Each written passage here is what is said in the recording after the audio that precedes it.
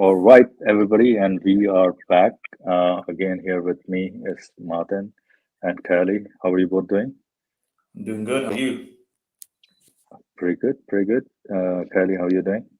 All well at my end. What's up All with right. you, Fido? We were apologies to anyone who joined in earlier, seeing that we were supposed to start the stream probably about 5 or 7 minutes back. So we were sorting out a few issues with our mic systems. But anyways, if you're here, if you're not here, we're gonna today do the part two of physicalism conversation that took place between Subboor, Ahmed, and Reece Byfield. And the title that we have given is because since we're going to cover probably about from 38 minutes onward of their conversation, can physical minds arrive at truth? This was one of the points that was made later on at some point. So we're going to be looking at those, those arguments from Reese's side, and perhaps even about from Subbu's side if he has anything, and see weigh in on that and see if they hold up any water or not. So, welcome, guys. I think we should jump in straight away unless you have anything to add or say before we start the review. No. Let's jump on it. Let's jump on it. All right, all right. So let's add this to. So this is where we left last time, 3754, I think, right? So probably we are about at the right point. Guys, what do you want me to run it at 1.25x or just the normal speed is fine? Yeah, I think let's do it at 1.25. I think we would be able to understand. I think so. All right, Madin, you're good, right? I mean, good in the sense Madin is good with that speed, but you're okay that people are gonna, the audience is gonna be able to understand it. You think so, right? I'm not sure, to be honest. I don't know what 1.25 entails until I see it. You know. Let's Okay, try it. all right. Let's run it it's a and bit let's see if yeah. yeah. Let's try it. Let's try it and let's see. Because it's closed in that sense, you can't then make a metaphysical claim based upon the assumption of what you're working from. Yeah. It's like me saying, I mean, I'm bad at on the spot examples, but it's like me saying, like, I'm playing with a baby and we're assuming that, look, in our little tent, we're going to assume in our kind of little den, this is all the world is. And we've got some toys in there, we're playing with these toys. And then for me to say, okay, based upon what we see here, we're going to create a philosophical theory of what. All right, this is 1.25 as you guys can see. I think this is pretty I could easy. barely Right? I could barely notice that it was moving fast. Yeah. I This is think pretty easy, right? I think Right. should be fine for anybody who's listening, right? Okay. Yes. What exists outside the tent. You can't really do that because you've limited the scope. You've limited the scope of discussion. You've limited it. We've already assumed that some toy dinosaur. I'm looking for my son's toy dinosaur. There we go. We'll bring one on for the camera. We've already assumed that this is all that exists in the world, right? So imagine now we assume that every entity besides me and my son outside of the tent, based upon what we observe, looks like this. We would have to assume that everything outside does that. It's a case of when you're limiting the scope and you know you're limiting the scope. Science knows that. Scientists know they're limiting the scope. Physics only analyzes specific things.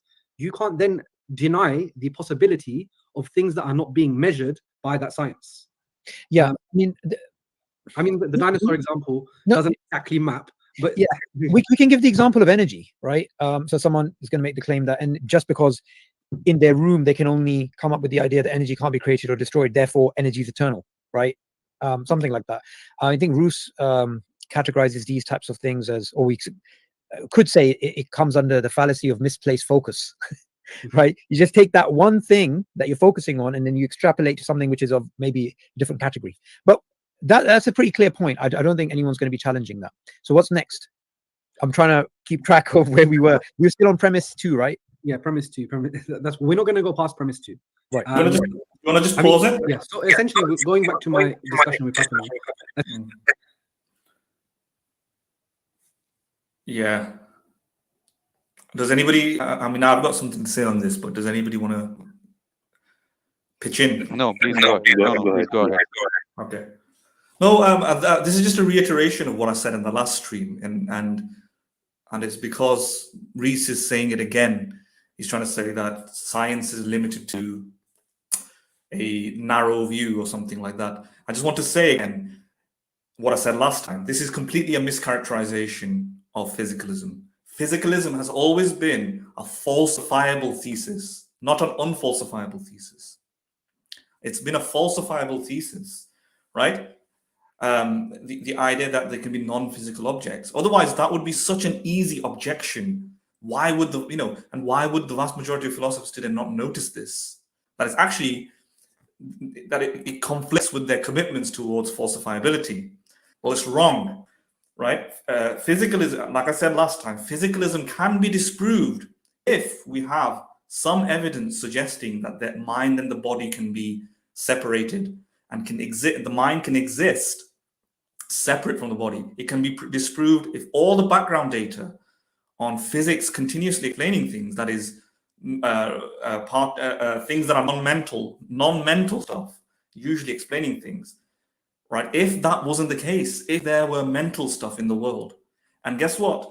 If there were mental stuff in the world, you don't need to directly measure the mental stuff. Like, obviously, you cannot confirm the existence of another from a third-party perspective. You cannot know what it's like to feel a pain.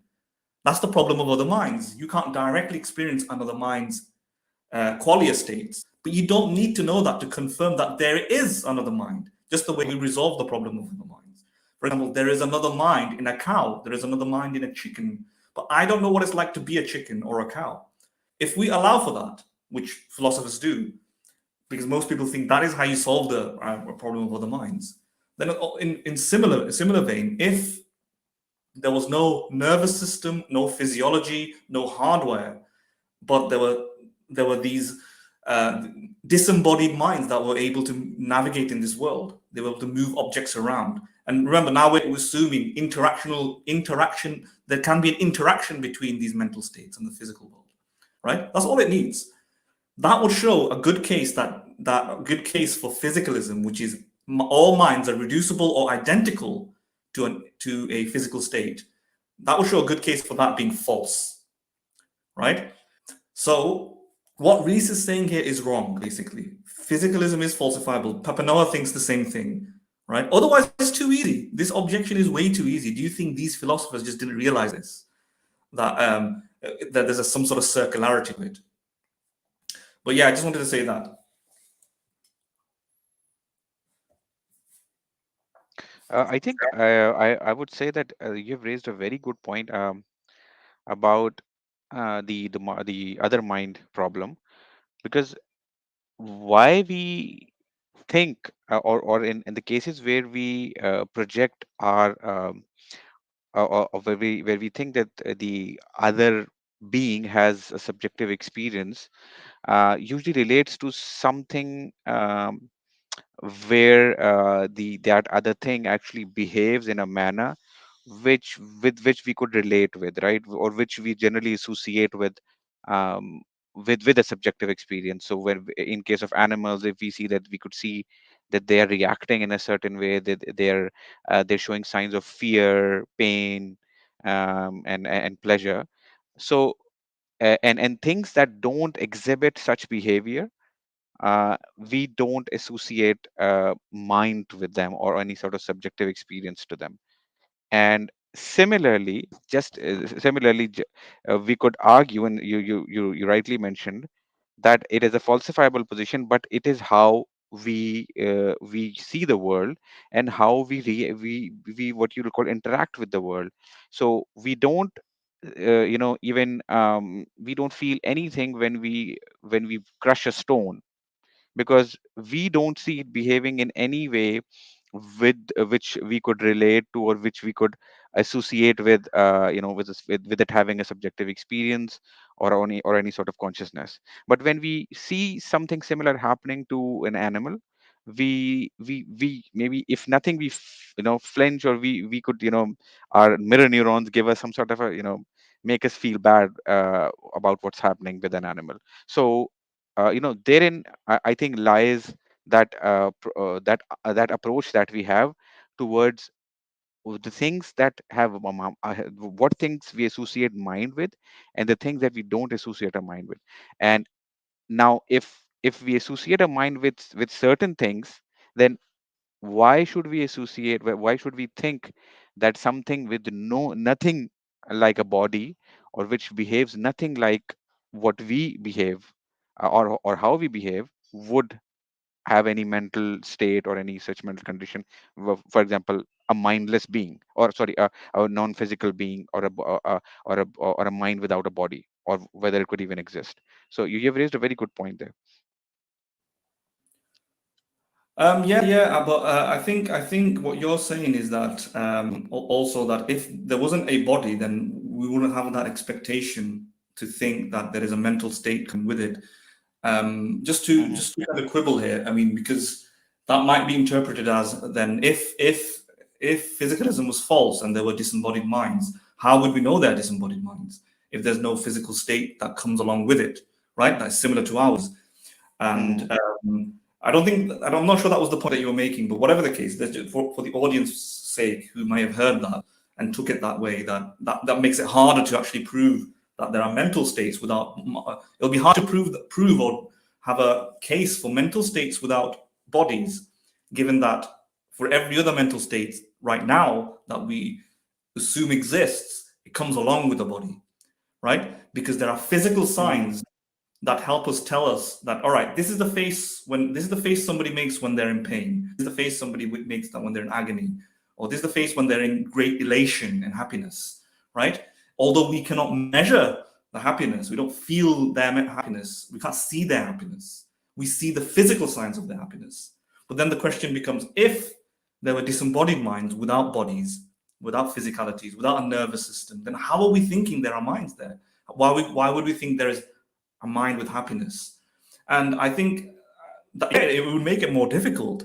But I think what we're going to be doing in that situation is we're going to be changing all of our background data of how things are in the world, right? I mean, is gravity falsifiable? Yes, it is. But how would you disprove gravity?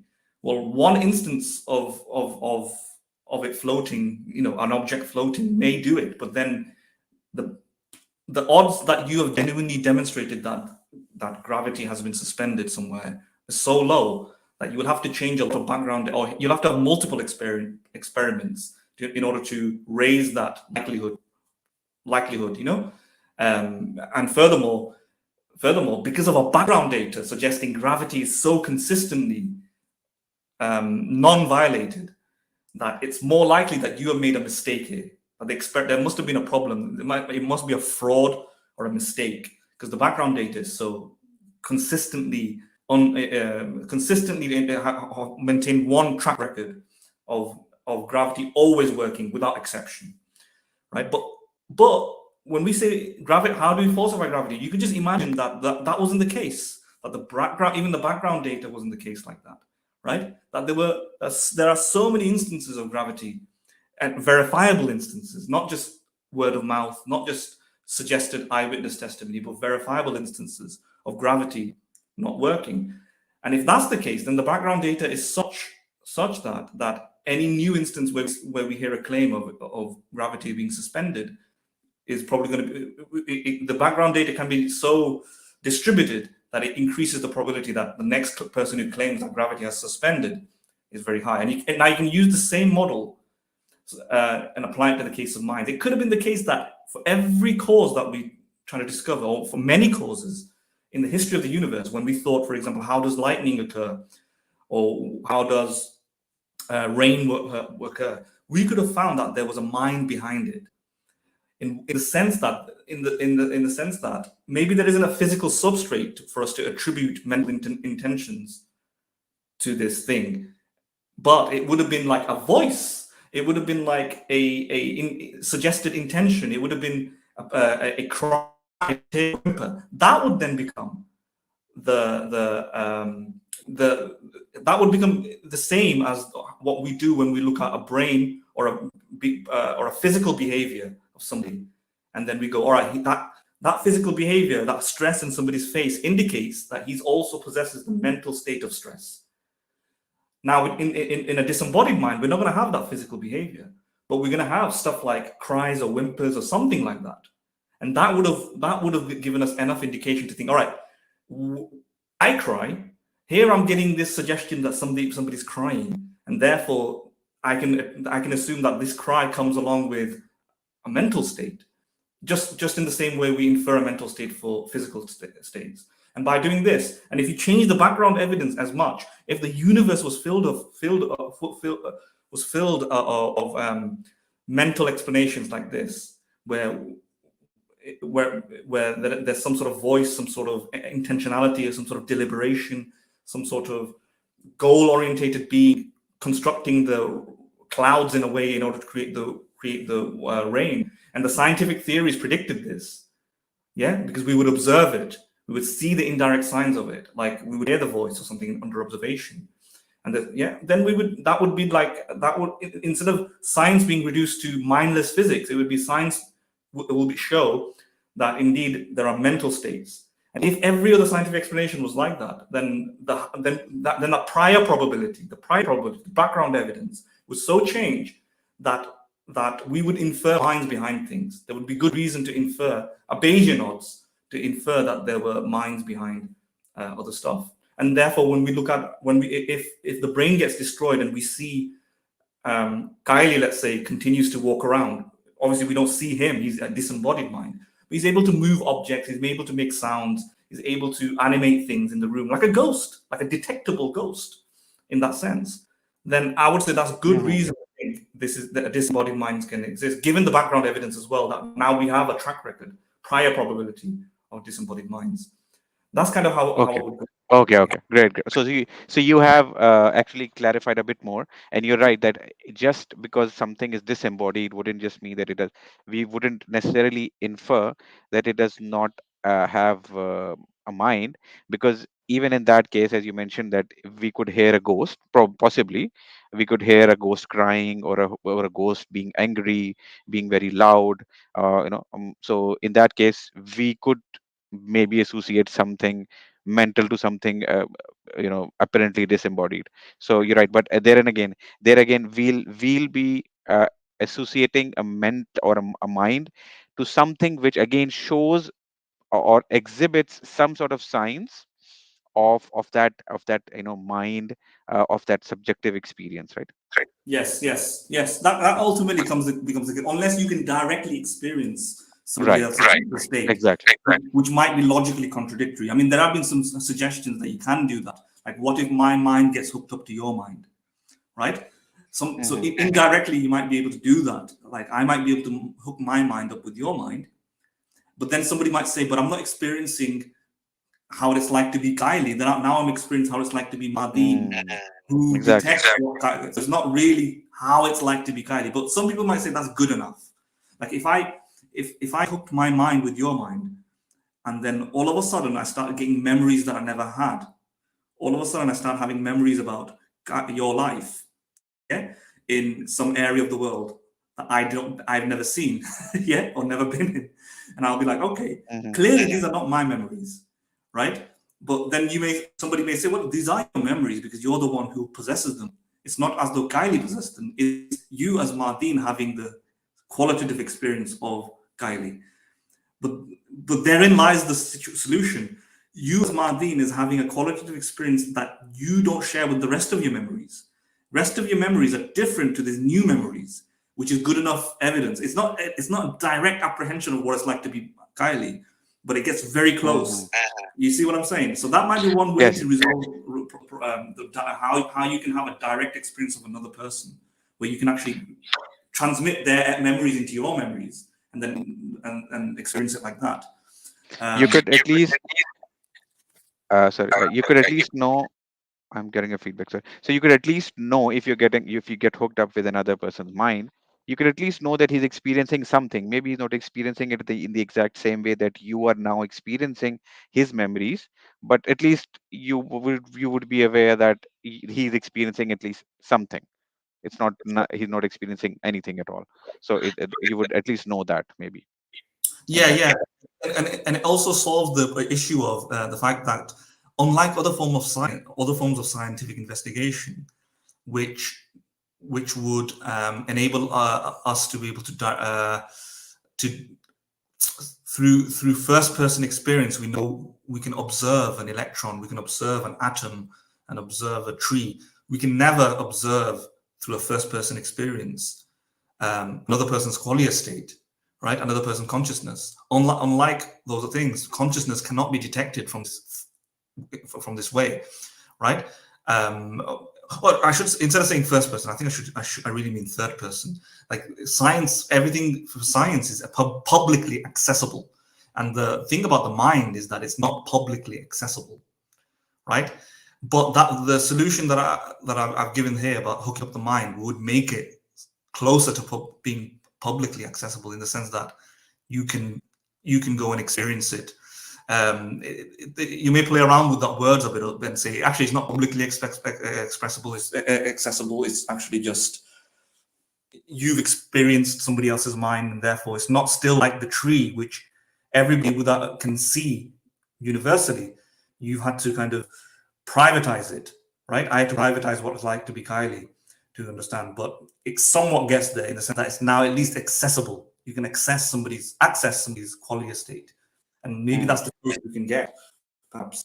Otherwise, it's just a straightforward logical contradiction. The reason that I don't know what it's like to be a bat or a cow is because I'm not a bat or a cow. Yeah, in order to know what it's like to be a bat or a cow whilst being myself is a logical contradiction, right? The only way I can know what it's like to be a bat or a cow is if I wasn't me and then I was a bat or a cow. But then it won't be me knowing what it's like, what a bat or a cow is like being. It'll be being the bat or the cow. So you can't be you whilst knowing what a bat is like in terms of their quality experiences. That's hard. So the solution that I gave is kind of like a middle ground kind of thing. Maybe that's the closest you can get or something. Okay.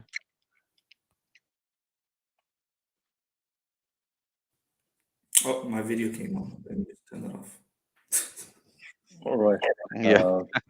Shall we? Okay. Yes. All right.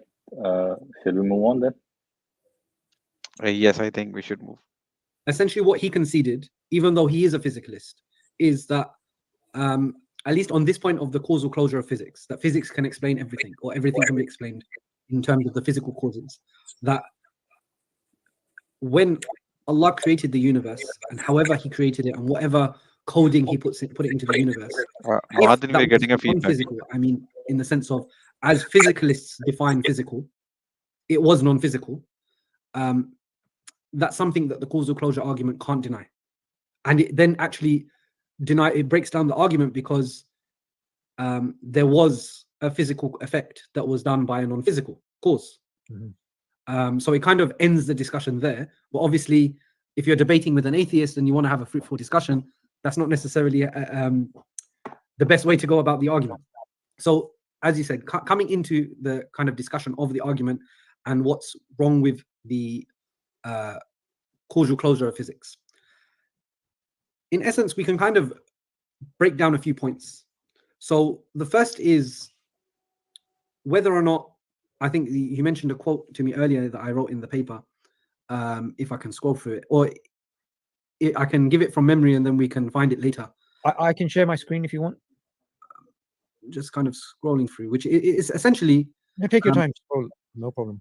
What the quote that I was going to find, if I can find it, is essentially. So in fact, I'll read these two quotes because he actually contradicts himself in his own writings, where he says, "I see no virtue in philosophers refusing to accept a premise which, by any normal inductive standards, has been fully established by over a century of empirical research." Sorry, he doesn't contradict himself. That was a bit mean. So so essentially, what he's saying here is, he's basically saying, and what his argument here is, that the causal closure principle is established by the progress of science, ijma, and the direction of science. However, he goes on to later say that there isn't necessarily a problem in denying the causal closure of physics, and denying the premise itself doesn't lead to anything contradictory. And I think that's an interesting point, because if we were to look at things from a purely philosophical perspective, right? From a logic perspective. Sorry, I'm still trying to find this quote. That's fine. Take your time. If we deny things from logic, so when we're looking in terms of pure logic, in terms of like syllogisms and things like that, the way you really hard test a point to see if something's true or see if an assumption is true is to negate it and see if you get a contradiction. If you negate a premise and say, look, I'm going to assume this isn't true, and you see what follows from that, if a contradiction comes out of it, you know that thing has to be true because it leads to contradictions not being true. But Papanu's saying that there is no contradiction in it. Denying the causal closure of physics doesn't lead to a contradiction, which basically then means it kind of raises into questions its establishedness. So I think that's an important point to note. But coming back to the other quote, which was where we said that he's quoting an ijma. Although he's saying that the scientists seem to have an ijma, there's years of research which has established this premise too, yet some philosophers are doubting it, and he doesn't understand why. And this is kind of the beginning of his quest that we mentioned. But the issue is there have been scientists that have rejected it. And I mentioned them in the paper where Stapp, who he relies on quantum mechanics, and he talks about the possibility of the processes in the brain being quantum and our decision making. And he goes on to say how essentially that we know that within quantum mechanics, the observer has an effect, and that observer effect is what's causing essentially what he's arguing, the different synapses in our brain to fire. However, this kind of argument and the point that he raised is kind of problematic because the brain itself is obviously quite large. Synapses are significantly larger than the quantum particles and things like that. So the theory doesn't necessarily match up to the reality. But the point is, one, it seems that scientists do have a problem with this causal closure principle. And there isn't a clear ijma or consensus within the scientific community. So that kind of needs to be noted that there are scientists that are rejecting this. And sorry, I think one thing before we continue is perhaps to say why even bother with this premise? Why within the argument, why is this the premise that's worthwhile attacking? And I think that within the argument itself, it's because this argument is the one that allows the move. It's the argument that allows the first premise concedes that mental states do have physical effects. Yeah. And the second one where we say that, oh, look, there are some instances where only the brain has effects on the body or the world. We're not too fussed about that one. But it's this premise where you're almost, and I think that the thing about this premise that's problematic in the argument itself is it's almost begging the question. Yeah. It's phrased in a way where it's just about getting away from it, but it's almost begging the question. And that's the problem with it.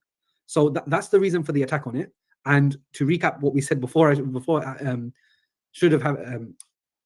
realized that I should have mentioned this to begin with, we discussed that it's Papanu himself says you can reject it without any serious consequences. And there are scientists who do reject it and don't consider it established. Mm-hmm. So then what other kind of reasons can we say? If we're saying the quantum argument's not that great, what's the issue? So what else can we discuss? So in the paper that I wrote, I kind of mentioned some things that Swinburne said. However, I don't think Swinburne's argument is the most convincing. Can you pause it? But I'll mention it anyway. And we kind of look at what... Yeah, before he moves on to Swinburne, I think let's just comment on what he said there. And I think he doesn't make a lot of sense if you notice it. Like he's saying, what he's saying, Papineau is saying you can reject this, but there's no serious consequence if you reject it. But Papineau is also strongly surprised that not everybody accepts, not all of the community, every single member of the community accepts the causal closure principle or physicalism, and he finds that surprising. So I'm not sure those two things can be reconciled. Maybe they can be. They're not strictly in contradiction, but the idea that he thinks this is something that is a obvious, ostensible, undeniable reality, but then you can reject it without any serious consequences. Like, of course there are serious consequences. What I know of Papineau, I don't think he said that. I think what's been here, Papineau has been a little bit misrepresented by when he says you can reject it without serious consequences. What context does he mean serious consequences? If Papineau just simply means what Reece said, is that this is not a principle it's not like a metaphysical principle. It's not like if you reject physicalism, you don't bump into a contradiction. In the same sense, if you reject squares cannot be triangles, that's like a contradiction or something, or in the same sense that there are, if you say that there can be a possible world where there's a married bachelor, that seems to be a contradiction. But what Papineau is saying is that there can be a possible world where that the physicalism principle was false. And guess what? That is consistent with everything that I've been saying, right? Yeah. If it's falsifiable, then by definition, it's logically possible there can be a situation where physicalism is false. And I've outlined some fictional fantasy type situations in which the world could have looked like, and we would have thought physicalism is false. And so I'm not sure what Reece is saying here. Everything Papineau is saying is consistent with every other thing that he's saying. But Reece seems to think that Papineau that it's a weakness on part of physicalism to think that it's not a necessary truth on all possible worlds. Well, it makes it falsifiable at the very minimum. If it was a necessary truth, I admit, like some people may say that if something was a necessary truth, it doesn't need to be falsifiable. Fine, okay, it's like a philosophical, principle, a metaphysical principle. But in the case of physicalism, Papineau never said that it was, and this contradicts Reece being coherently aware of this. Being aware, cogently aware of this right now, contradicts what he was attacking before, when he seems to suggest that he got Papineau in a lecture when he said, "I got you." When he came up with a speculative scenario where God created the Big Bang, he said, "Wouldn't physicalism be false if God created the Big Bang?" He said, "Yeah, in that situation he could." Well, here Reece is saying Papineau never accepted it as a necessary truth, or that has to be true in all possible worlds. So why was Reece before saying that, I got you? He didn't get you. Papineau always thought there can be a possible world where physicalism was false. There could be a possible world where a disembodied mind created the physical universe. And therefore, in this situation, not everything is physical. There is a disembodied mind that is non-physical, not reducible to physical. So he accepts that. So what is Reece is basically rebutting himself slowly here, by giving away glimpses of Papineau's thoughts. He should have thought about this before doing this presentation. All right. I think I agree. I agree. Yeah, here. I agree. And I think you made this point earlier as well, that Papineau's contention is for this world and not for the as a necessary truth. So, and I think you made that point. Reece admitted that as well, pretty much earlier, right? So yeah, I don't have anything more to add to it. Kelly, sorry. I haven't read the paper, so I'm not sure if what exactly he says over there when he's talking about causal closure. So but I generally I do agree with what Madan said. Right. I'm going by what Madan talked in the last review video, right? Pretty much. Yeah, I mean, the case for physicalism is strong as anything else that we do in this world. I mean, in the same sense, all humans are mortal, right? Therefore, Socrates is mortal because Socrates is a human, and therefore Socrates is mortal, etc.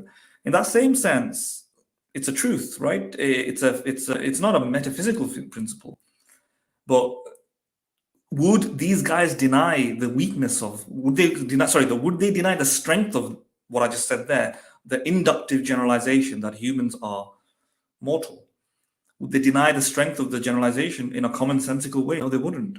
In fact, it would be absurd or stupid or pathetic to actually for them to suggest that, given that we've not seen maybe all humans, or given that there might be a possibility that a human can live immortally, that the general inductive generalization that humans are mortal is weak. No, it's not. It's still a very strong, in terms of basic scientific investigation of common sense, that is a generality, I would say, generality that we can use for useful purposes to predict and live a normal life, to understand the world as good as anything, right? Just like gravity, just like it rains, clouds produce rain in a particular temperature.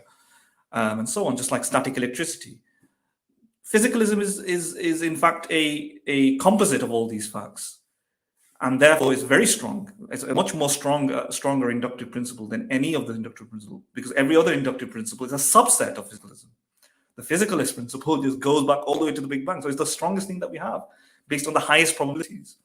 The fact that it's not a necessary truth, like triangles have three sides, is neither here or there.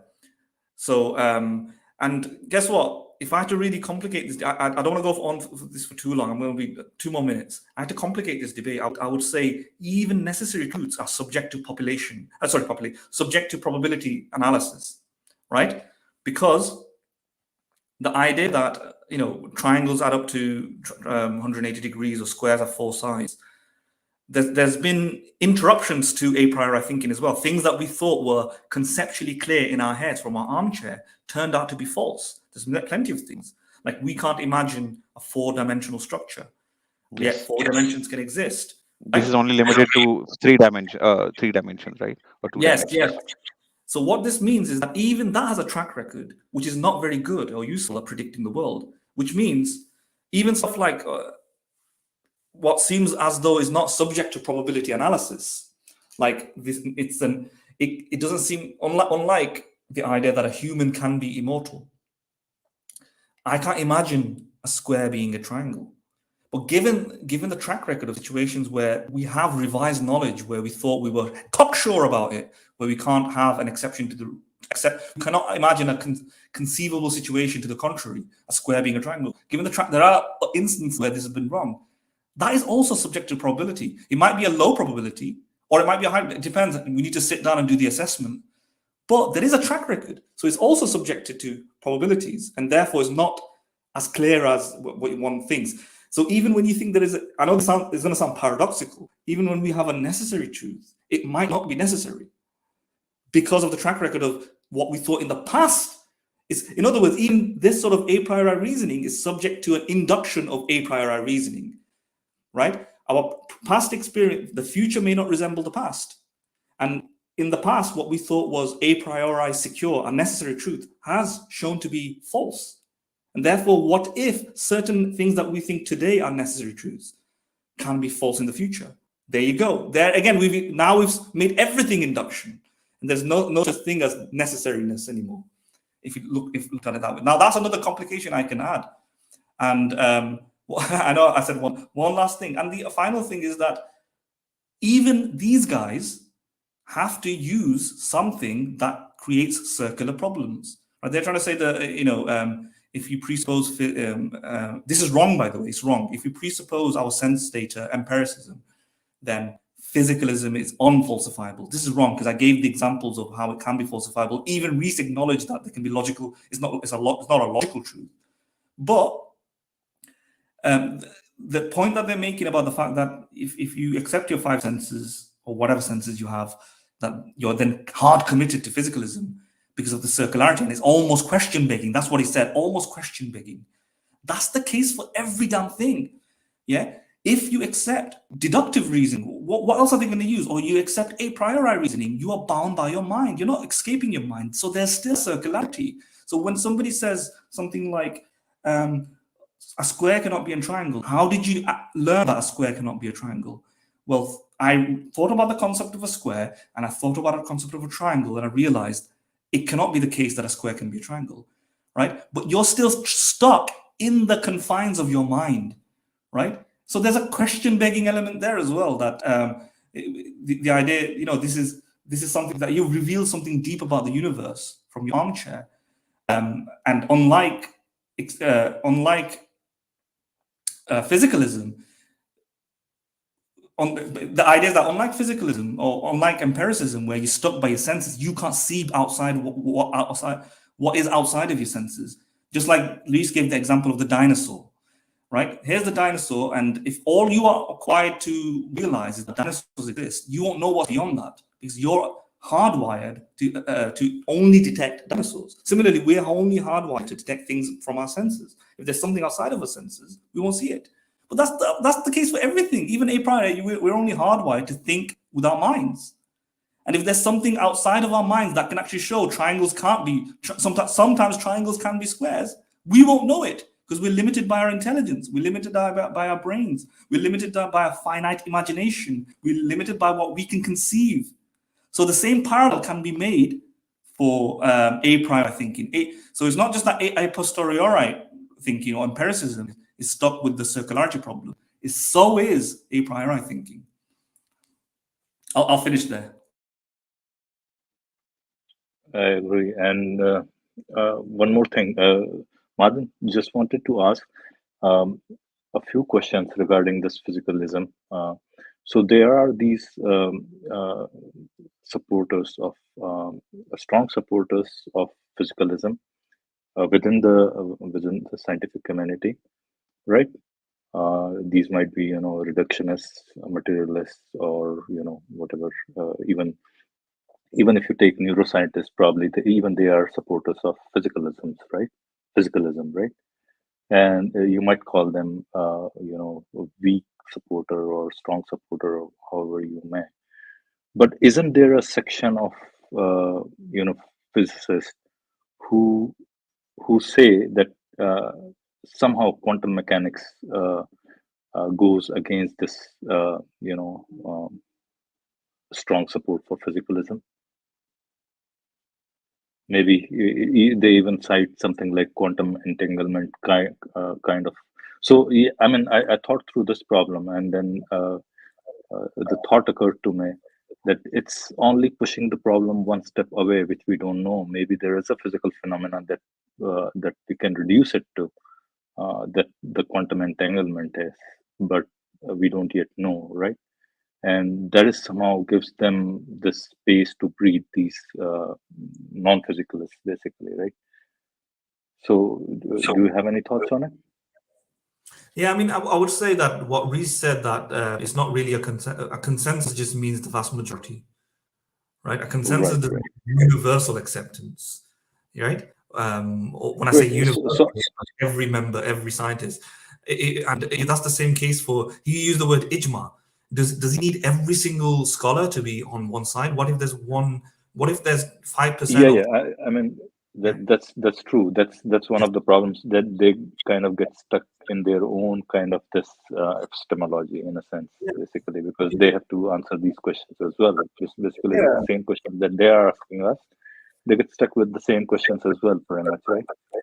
Yes, I mean, it seems as though Reece and Subboor are trying very hard to break down a very strong argument, and this is why they have to kind of squeeze in things. Like their point literally here is, since there isn't a complete consent, whatever complete, since the 100% of all relevant experts don't agree, therefore it's not that strong. No, it is strong. It's just not as strong as it would be if it was 100%. It'll be stronger if every single scientist thought it was the case. But if 93 to 98% of scientists, philosophers, lean in that direction, that's a very good, indication that physicalism is likely to be true. Especially when it's not just their personal opinions, but it's like a combination of experiments, tests, and data. Also, the track record, the actual data points in that direction, and then on top of that, you have scientists reflecting upon that data and coming to the conclusion that physicalism is true.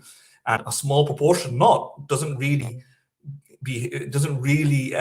take away from the strength of the overarching position. It just means it would be a lot stronger, more stronger, if everybody believed it. But then they'll be nitpicking about something else. So it looks like they're nitpicking here, right? Oh, it's not everybody, right? Well, I think in a calculus jargon, it could be said that the probability that physicalism is true tends to 1, right? It's not exactly 1, probably. Yeah, you might argue that it's exactly 1, but it tends to 1, something like that. Right. This seems to be something that's this seems to be kind of like a tendency that Subboor has, which is to say, if something's not absolute truth, we can still doubt it. Right? Right. It's not 100% certain. Like, well, that's just silly, right? A silly expectation to have in the first place, especially when your entire existence is subjected to the same reality, right? Right. Did your mom give birth to you? Are you 100% sure? Can induction be false? Could it be the case that your mother is not your mother, you were adopted? Well, if you acknowledge that, then it's not 100% true. Therefore, is that conclusion weak? Is it weak to say that my mom gave birth to me? This particular woman called XYZ gave birth to me? No, it's highly likely they did, because adoption is so rare, right? Being an orphan is very rare, compared to, and you might have. I think it's a kind of a kind of a denigration, or denigrating your opponent basically into submitting, their inferior status in terms of. Yeah, I mean, these kind of questions they always bring out. I mean, most of the channels that I have gone and talked to, they always kind of bring one of these kind of questions. When you say you're not certain about, you can't be 100% certain about, whatever. These are the questions they resort to pretty much. In any case, Charlie or Madhu, shall we move ahead? Yeah, Or I mean, want to add something else? for the quantum point. I mean, for the quantum point, the observer effect. I mean, it's not as strongly established. It's like an interpretation or something, or Yes. yeah. And at this moment, the consensus is in the other direction, and the idea that and plus people misconstrue the observer effect. They think that it means that everything is based on mind. It's not like that. I'm not going to try and go and articulate what is, because It's not like that at all. Yes. I think one more no. problem there, Madan, is, and I don't know, maybe you guys can correct me on this, is the principle of causality, right? Our understanding of causality might be limited at this point. Maybe what we understand of causality is probably a local phenomenon, right? And it's localized with whatever. Maybe speed of light is the limiting factor, or maybe the gravity is the limiting factor. Maybe it is quite possible that that's not the limiting factor for the causality, right? So it is quite Yeah. possible that quantum entanglement is a physical phenomenon that is possible, but we are not yet aware how what are the physical characteristics underlying that phenomenon. Uh, Right? I'll tell you what, as Mahadan just said, what as people misconstrue and misunderstand what the observer's effect mean, people also often misunderstand what quantum entanglement actually means. So what is usually referred to as a spooky action at a distance, it's not as spooky as it seems actually. It's quite well understood in a way. It's just that it isn't in certain ways. It's not expected, but I'm not going to again go into the detail because I might not be able to explain it that well, but it's not that what you'd call it's not there are interpretations way of this what you call quantum entanglement, which simply explains this spooky action at a distance. It explains it away without involving any what you'd call um, I'm not sure what is the opposite of localized causation or local effects. uh, Non-localized Non-localized, causation. yeah, Right. non-localized causation. So I think there are interpretations of these phenomena in quantum physics or in quantum entanglement which would do away with this non-local causation. So once again, I don't think that would be a problem, but even if there is some sort of non-local causation involved, again, I think what it could mean is maybe we are missing something, right? So we might be missing something. We there maybe what we consider as a limit of causation, like, for example, if it's the speed of light, maybe it's not. Maybe because we do know of things that move at a speed greater than the speed of light.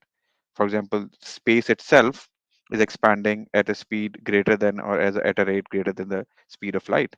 So we are aware of that. So I mean, at least Right. the understanding of Even the starting the cosmic expansion the started off that inflation, at a the rapid rate, inflation, pretty much. The yeah, initial the initial inflation, cosmic yeah, expansion, right? yeah, inflationary. So And yeah, I mean, so yeah, we were aware there of are it. there Yeah, are quite a few things that, yeah, we are aware of, at right, least. Yeah, right, at right. least. Do we have very strong evidence for those things? No, Yeah, exactly yeah, not. But we are aware of these things, right? yes, So yeah. And as far as causation, localized causation, that's what our understanding is so far. But it could be challenged. So it's not a hard set in stone kind of a principle, pretty much, right? Which kind of then gives them a leeway to hold on to something different. These guys basically and saying, they, oh, Yeah. this is the spooky thing, like that's a separate mind, independent, disembodied mind explains that phenomenon, or would rather explain that phenomenon. So that is Right. not true. Yeah. All right. Shall we move on then? Yeah, let's move on. Papanu's reasoning is to believe in it. So what Papanu does in his book, Thinking About Consciousness, he has a section, an appendix right at the end. And what he does is he lists literally the history of different scientific and philosophical theories related to the mind-body problem, or kind of attempting to explain how the mind has an effect on the world. And what he attempts to demonstrate is that as we initially started off with things like vital forces or dualism and things like that, and like people like Aristotle had things like they had like there's a physical kind of entity within the body. And did you know that the early Asharis actually had this position as well? I didn't know that. They believed the soul was like a some kind of thing within the body. It wasn't like the dualism that like of Ghazali. Like it's not all, but some of the early Asharis had this view of kind of soul atoms, we can say, to kind of really badly strawman them. So excuse my ignorance there, but like you're really gonna have to break that down. That's very interesting. It's the first time I've heard this. It's influenced by Aristotle. It's influenced by Aristotle. So- They basically felt that the soul wasn't necessarily a spiritual or supernatural entity. It was a physical thing that Wow. that was within the body, like Aristotle's vital force, or kind of Wow. that kind of usia within the body. Was this a minority opinion amongst the Ash'ira, or is this like quite wide? I don't think it was a highly popular one, but Right. it was essentially stemming from the kind of early atomism of the Ash'aris, which then kind of developed into Qasb. So to kind of break that down, Qasb is obviously the idea that we acquire our actions in terms of qadr, that we don't.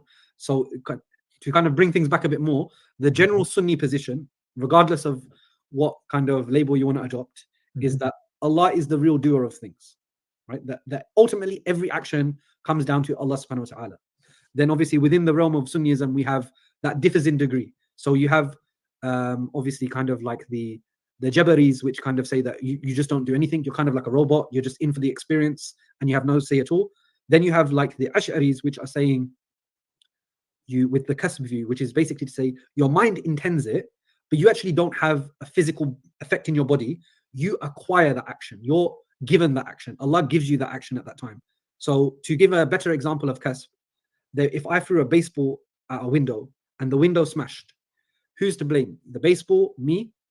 Well, the Ash'ari would say, no one. You didn't throw the baseball. Allah threw the baseball. Allah allowed the baseball to travel, and the window only had the effect of smashing because Allah caused it. And then you have people like Ibn Taymiyyah who say, no, there is causation, as in we do cause things, but our ability or kind of potential power or qudra is limited. We have like a quasi qudra, and Allah facilitates the final bit. So he's on one end of the spectrum, and the Asharis are somewhat in the middle, and then of course the Jabaris at the end, and then obviously you have the extreme kind of position of the Qadariya, or kind of like the Mu'tazili view, which is there is absolute free will. Allah's kind of is not necessarily involved in that sense. So I suppose that would kind of place the Asharis and Ibn Taymiyyah in the middle somewhere. Interesting. Yeah. So sorry, we went on a tangent. Took me a second to come and It, figure out. it was, but it was a very interesting point because I'd never heard that before. And I think just general tidbits from early Islamic theological discourses, I just find them. Anything you guys want to add to it? I think, yeah, I didn't come up with these as well. I haven't read. I was earlier trying to read Asharis, but then I read a little bit about Mutazilis. So yeah, a very interesting position of Asharis, by the way. Yeah. Yeah. I think I've heard about this Ghazali position. I think this is what he said. I've heard that Ghazali didn't believe that we have any sort of there is no cause and effect in a way. It would Right. seem that there is some sort of cause and effect, but actually everything is being done by God at the moment. Right there and then. So everything is so there is what you'd call events that happen after an event, but actually each of the events are independently caused by God. And of course, we have some sort of will involved over there. But when we will something, Allah does everything. Whatever, He might, we might not be able to do everything that we will, but whenever we will, Allah facilitates each and So every the action only that happens yeah, the only directly. freedom you have there is the will. Is That's to will, about it. is to will. That's Yes, that's exactly. that's the You're free only in willing. Exactly. yeah. You could will, and then Allah would do your bidding in a way. Right, It's right. like you thinking Everything about from killing start to finish is yeah. start to Everything finish. from step. Yeah, Right. So for right, example, if you right, wanna if you're throwing a ball, the even the moving of your hand, it's a physical action, right? So you could say that the moving of your hand is being done by you, but I think even that is a physical action. So you could say that the tension in your muscle, maybe even that is being caused by God. Then right. which causes your arm to twitch in a way, and then the ball moves from your hand. So all of these actions are being independent of each other, are being caused by God. Right, right, right. Yeah, very strange position. And Yeah. for the Jabariyas, I was thinking, how do they come whether this determinism is uh, caused by a supernatural entity, or is is a fundamental property of the universe itself? Is maybe I need to read up on that. Is Right. what? Sorry. So Sorry. the Jabariya position is that everything is caused by God, right? Yes. Right. It's a Yes. hard determinism, pretty It's much, not. right? Yeah, hard determinism. Yes. It Even is our hard will. determinism, right? Yeah, it is absolutely hard determinism. Yeah, absolutely hard determinism. And what I'm wondering is, how did they come to the conclusion that that whole chain is being caused by a god rather than being a property of the universe itself? Is the question I was thinking about. I mean, so in that way, that entire chain of causation. So each cause would be. So each effect would Taken back be to Allah, basically, programmed right? into the, yeah, right. So it would come back to God, right? So Allah would cause the Yeah, yeah, first. yeah. Allah would be the first cause, and then everything that happens afterwards is has been programmed into that cause, or that every relation between cause and a cause and an effect has been established by God Right, right. or My created by question God. was, how did they reach to that point that okay, the first cause is Allah and not an eternal universe? Is the question that I was Oh, okay, thinking okay. about.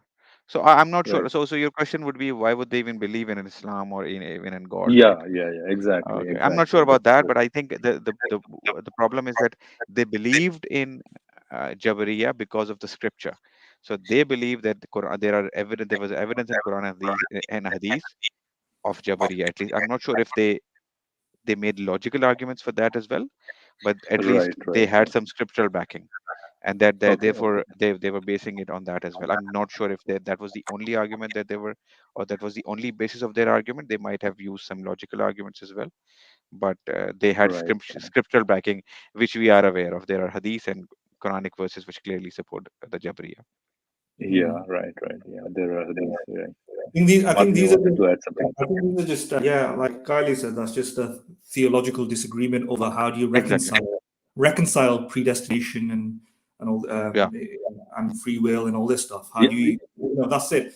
I don't think we're questioning the existence of God. It was just trying to say, yeah, yeah. I think their position was their belief in God first, and then all these things were sorted out based on, as Kelly said, were yeah, based on the scripture pretty much, right? And they yeah. believed And you could whatever say the that scripture told, I think it would be their improper. interpretation told them to, in a Yeah, sense. I think it'd be slightly improper when if there's a discussion around how to reconcile free will with predeterminism or predestination, whatever. It'll be improper to in the middle of that debate go. So how do you know God exists? You know what I yeah. mean? That's what, Exactly. that's And what people will do this. I have it. Right. exactly. And You know, I think they would respond to it by saying, well, we this was supposed to happen. We believe in God because we couldn't do anything otherwise. That was just how it was supposed to be. I mean, that is yeah, just is, because it's they don't believe in free will. So they would Yeah. say that I don't have a free will to not believe in God. I just believe in God because I do so. What, Because what I mean, it was supposed to happen. yeah, as you know, what I mean though is that the discussion is about Is how to. about. It's an internal debate within Muslims about how to Yes. reconcile these concepts. Yeah. No, it'll be a Right, different. right. It'll be a different debate to establish the existence of God. They might have other arguments. This is not one of them. Basically, this is Yeah. assuming that they've Right, been. right, right. That's all. That's all. That's what I mean. But do you want to continue talking about? I think this No, might no. be. Let's move on. No, no, no. Let's Yeah. move on. Let's move on. Yeah. Them fascinating, you know, all They're the different. quite cool. Huh? They're quite cool. They It are. was kind of like Ghazali who really strengthened the kind of dualism of body and soul. That it was the idea was there before him, but he was the one who really solidified it and Yeah. established it. Yeah. So yeah, we had these different theories that were there, Mhm. and we have these different kind of beliefs, we can say, that are going around and different ideas. And what Papanu does is surely so as time went on, science slowly disproved them or it moved into a particular direction. So what he's doing here is basically trying to justify the causal closure principle by saying, hey, look, science is slowly establishing this. And or science has disproved these other theories, it's going to disprove this next. And obviously we know that's just not really a good argument. It's a big stretch. And to say that we need to reject something that's intuitive to us, like our intentions being mental, is a big ask in that sense. Yep. The next kind of thing that he does is he goes on to say that science, the causal closure principle cannot be violated. Sorry, my mind has gone blank. My mind has gone blank. So What is it called? It's conservation, the laws of conservation. Yeah. Sorry. So we got there in the end. Should we pause? Yeah. So he's Can saying you that the pause, laws of Philo? conservation don't allow for mental activity. Yeah. Because he was saying that look, they either So, what he just said that David Papanew actually presented some studies and how science has over time um, shown or at least not prove if not proven then at least given a lot of indications that the our consciousness seems to be coming from or based in our brain and meaning it is based on something in our in some in physical in our physical body. So and to which Reece responds that this is a very and so of course he mentions that David's argument is that since over time science is increasing the knowledge our knowledge or understanding about consciousness is increasing and the overall direction of this study about consciousness continuously is taking us towards the conclusion that it is all consciousness is based in this physical world in this material world in our in material and physical body. Therefore ultimately we'll be able to explain away the entire consciousness uh, through material processes. And he says that no, this is not a good argument because it is too much for to ask or to ask of us that the entire intention or our intentionality is something that is not actually real, we don't have actually. In other words, I think he's saying that it is too much of an ask from us to say that we don't have free will. But I mean, when we have studies to show, and when over time studies have actually shown that whatever we think or consider as our free will is not actually it does not seem to be actually we're not free in willing a lot of things that we thought we were free in willing or deciding. Why shouldn't we then actually be shouldn't we accept that yes, I think over time it seems that we'll be able to do away with everything uh, that that we just don't understand right now, or that we're not able to base in the material brain of ours. And that we will ultimately be able to understand consciousness through material processes. So I mean, I'm not sure why Reece would. So he's just basing his argument on the fact that well, it's not a good argument because it's too much of an ask from us, from us humans, that free will doesn't exist, right? That is his entire argument. Yeah, I mean, it's not. It's yeah, and he cited Richard Swinburne in the sense that he also makes a similar argument that you want me to deny something that is so obvious to me based on something that is not known 100% sure, or absolutely certainly or something. Yeah, and that is just wrong, of course, as it's. And he uses the word intuition, right? I mean, you can say this about almost anything that you don't like to be true, right? This, Exactly. it seems very, and things that seem superficially, cosmetically, ostensibly the case as being one way, when in reality it's either a figment of your imagination, a hallucination, an illusion, or just something on our resolution of reality. It looks as though it's that, like 90% of atoms are made out of space. Excuse me, I've got a sneeze. Like vast majority of atoms are composed of. Excuse me, bloody hell. So, Bless you. Bless you. Bless you. yeah, bless me. But it's good to be recorded. It gives the audience a bit of entertainment. What is the atheist equivalent of bless you? Sorry. Okay. No diversions. No diversions. Go ahead, please. No, that was an evolutionary relic of mine being expressed. A vestigial trait. It's anyway. What was I going to say? Oh yes. So atoms. The vast majority of the atoms are made out of air. They are not what we think it is, like this hard dimensional object. They're not like that. Electrons are negligible in weight. What does that even mean? These are things that are spooky or confusing or weird to understand.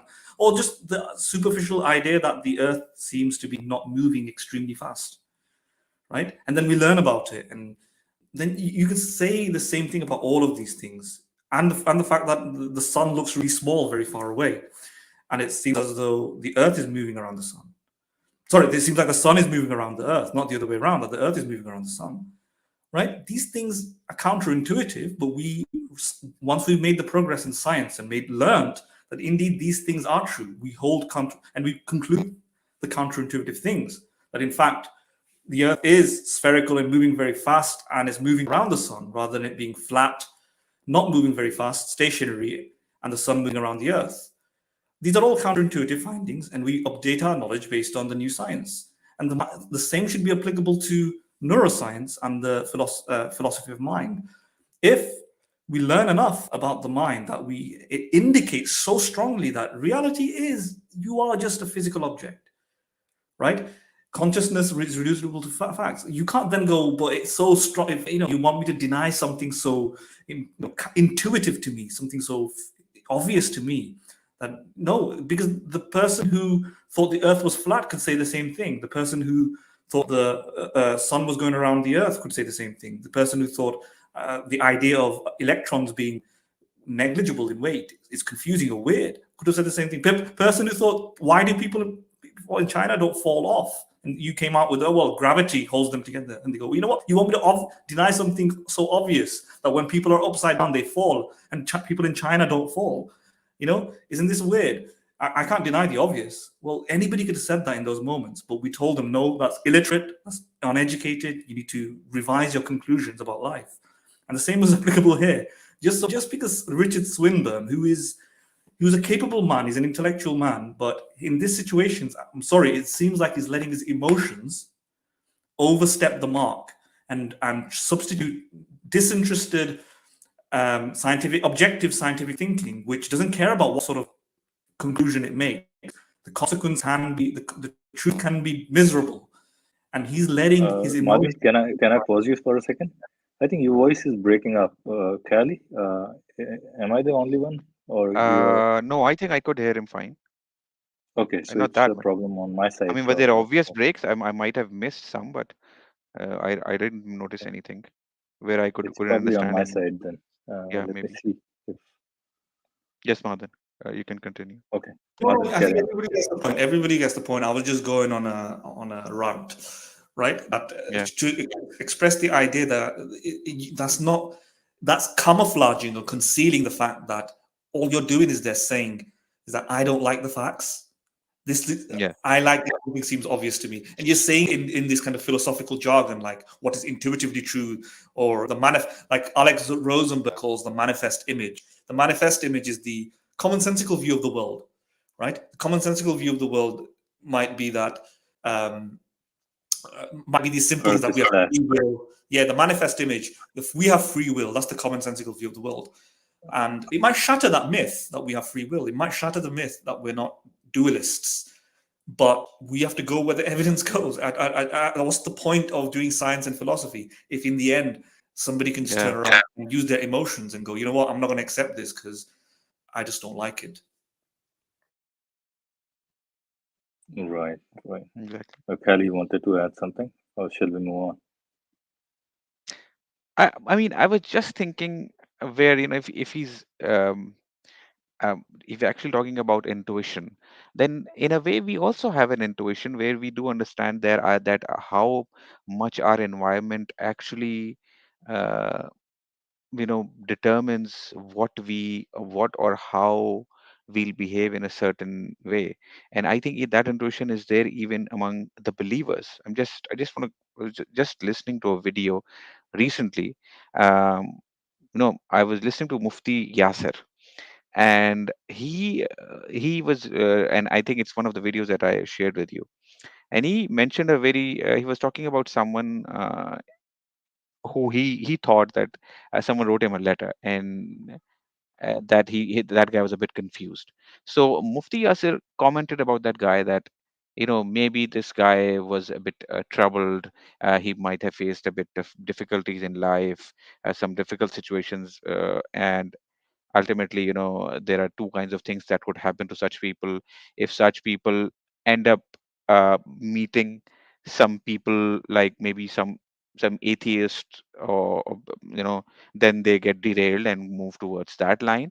But if they get a chance to meet some good scholars or some people who are true believers, then they might be then they're led to the true path. Now there are two possibilities. So in a way, and this is not something that even just Mufti Yasser would say. I've heard this from many. I mean, this is something that we intuitively even believe, that if we say that our friend circle is very important. It in a way determines how we would behave. We absorb the things that happen in our environment, the behaviors that we imitate the people around us in many ways. So if we do accept that, then we do understand in a way, once again. So in a way, intuitively, we do agree that how much of an impact our environment has on our behavior and the way we think. So once again, it shows that even our intuition doesn't entirely goes against the fact that we have free will. We are free in willing everything.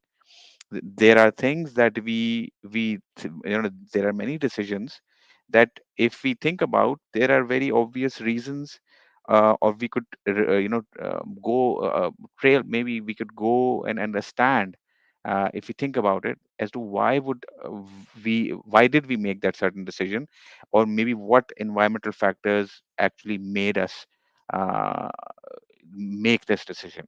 So even our intuition, in a way, doesn't entirely goes against the fact that we're not free in our wills. Yeah, I mean, the word intuition doesn't make a lot of sense in some respects when you think about it that way. In the same sense, when people say it contradicts common sense doesn't make sense as well, because common sense is also ever changing. And Yes. you could say that if, for example, you could say that people like us, or philosophers, or neuroscientists, their intuitions are different to the lay people, because once you learn about determinism, that could be your intuition. Once you've learned about all this complex, heavy stuff, next Right. time you think about the concept of free will, you're thinking about it completely differently, where your intuitions are therefore different about it, right? So my intuition Right. towards free will is that, in fact, it sounds intuitively the case That's why it's a sloppy word. You avoid it entirely, right? I don't know what people mean by it, but my intuitions towards free will is that you don't have free will, right? If anything, that seems to be the more prevalent view that gets pumped out of my thinking, Right. because when I'm thinking about it, I'm thinking about it very quickly, almost reflexively, that I am constrained by my previous causal events, and I can't choose those things. So, and that's how that. So, if what do we mean by tuition? Something that seems easy to understand, and that seems quite easy to understand to me than the idea that I'm not constrained by my previous events. That it just comes out of the blue, out of nowhere, without any determination, right? That seems a bit harder, and I would say that's more counterintuitive. So philosophers' intuitions might be different after you've learned about these things, and you might actually think that it's more counterintuitive to imagine something logically impossible, right, than to accept the thesis that all physical causes have physical effects or something, and therefore you are a physical effect with a physical cause that you did not choose, and or something like that. So this is why I would avoid the word intuition entirely. And Mm. yeah, I think you're right in the sense in the sense that if you actually learn about these things, learn about all these concepts, how the environment impacts you, genetics impact you, it's actually not intuitive to think that will is free. When you start defining what does will mean, what does free mean, it's definitely not free, right? So the more intuitive solution to this is in the direction that free will isn't the case in the way a completely untutored person would think about it, right? So yeah, I think I agree with that. Yeah. And you raised a very good question. What would even free will mean? Right? Where is that will coming from? What is that thing that will is coming?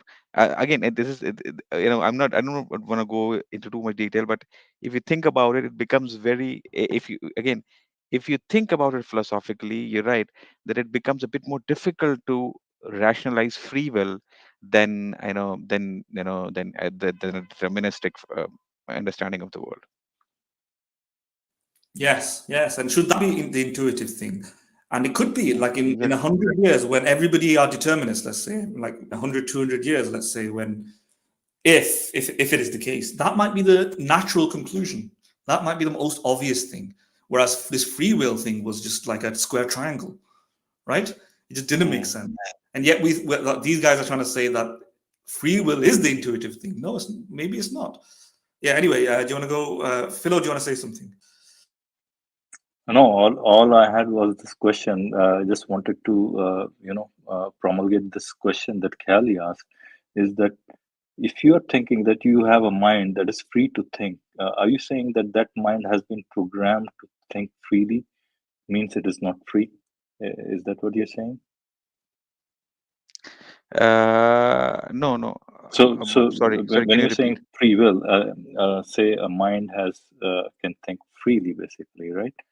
And Right, then right. that mind, if suppose that mind is an independent entity, and you are you saying in a worldview where there is a God, that God must have created that mind with that a pre-programmed set of wills that it can will? Yeah. I mean, if you want to go there, so if you're referring to what I just explained in terms of what Mufti Yasir was inferring and how even believers look at this world, is that what you're No, talking no, about? I was just Or questioning that your the last last point. question that Yeah, I put just in? Yeah, the yeah, last yeah, point. last point. Yes, exactly. Yeah, I mean, even if you Right. look at it from because that is a very again you will have to go into very deep maybe discussion Yeah, I about this, think but yeah, that's gonna be probably it's a yeah, bit too it's deep. so I mean, because it'll it be does too deep brings in yeah because if you think about it, so because there is even just when I that problem there, right? exactly. It's You're a right, huge and problem there, right? you asked a very good question actually. And because when you say that there's so let's say there's a soul, according to them, there's a soul which is completely free in willing, right? They can will whether doing A or doing B. Now the question is, Right, why do they will A instead of B? Is it right. because of something random again? Is it truly something truly random? Is it do they choose A instead of B because of a very because of random occurrence, or is there a reason behind it? Is there something innately built into them to choose A rather than B? And if so, if there is something innate, if it's truly random, then again it's meaningless. It doesn't matter whether it's a free will, because it's just a random event that happens. And if you said that no, there is something innate, then again, where did that innate nature come from? Was that built by God in that way? So we'll go Right, once again into that exactly. circular, example. So ultimately, if you think about it, you'll never be able to find that free will, truly free willing I agent think that their you want own to terminology, they yeah, in their own terminology, they want to get it at absolute things, yeah, right? exactly, Absolutism is what they love. So when you exactly. talk about free will, do you have an absolute free will? Probably not. They'll probably admit themselves. So Yeah. maybe they have somewhat mix of a free will. Maybe a large part of it is governed by Yes. Allah, and Genetics and then you have, environment. Yeah, yeah, maybe. yeah, But then the question would again, if you're saying that a large part of it is explained or defined by God, then the part that is not defined by God, what about that? So where does that come from? That free portion that is truly free. yeah. So I there's a think portion that yeah, is the truly problem free. still remains, right? Yeah. Problem still So you remains. would again Yeah, apply the same line of questions to that portion that they according to them right, is truly free.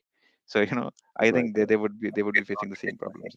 Yeah, I think we do need to move on, but yeah, I agree that if you're going to have a free decision maker, the decision maker presupposes a set of attributes, desires, and motivations that he Yeah. freely holds, right? But he never chose those attributes, motivations, or desires, right? If we just think that there are just some desires, and by free will we mean that it occurs in accordance to their desires, then all we have is the compatibilist version of free will.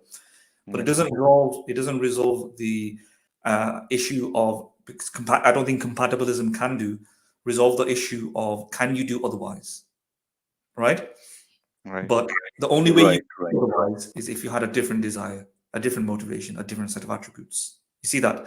So always by definition, you're going to make that choice. So if you freely choose a Coke, and this happened because of your desires in your soul, let's say you have a soul, this is not determined by any previous other events in this deterministic universe, but it's still determined by the attributes in your soul. Yeah, yeah, either Yeah. that or Yeah, say, you can't take no, your soul's attributes away, right? Otherwise, yeah. yeah, But either that, either your soul's attributes or randomness, nothing.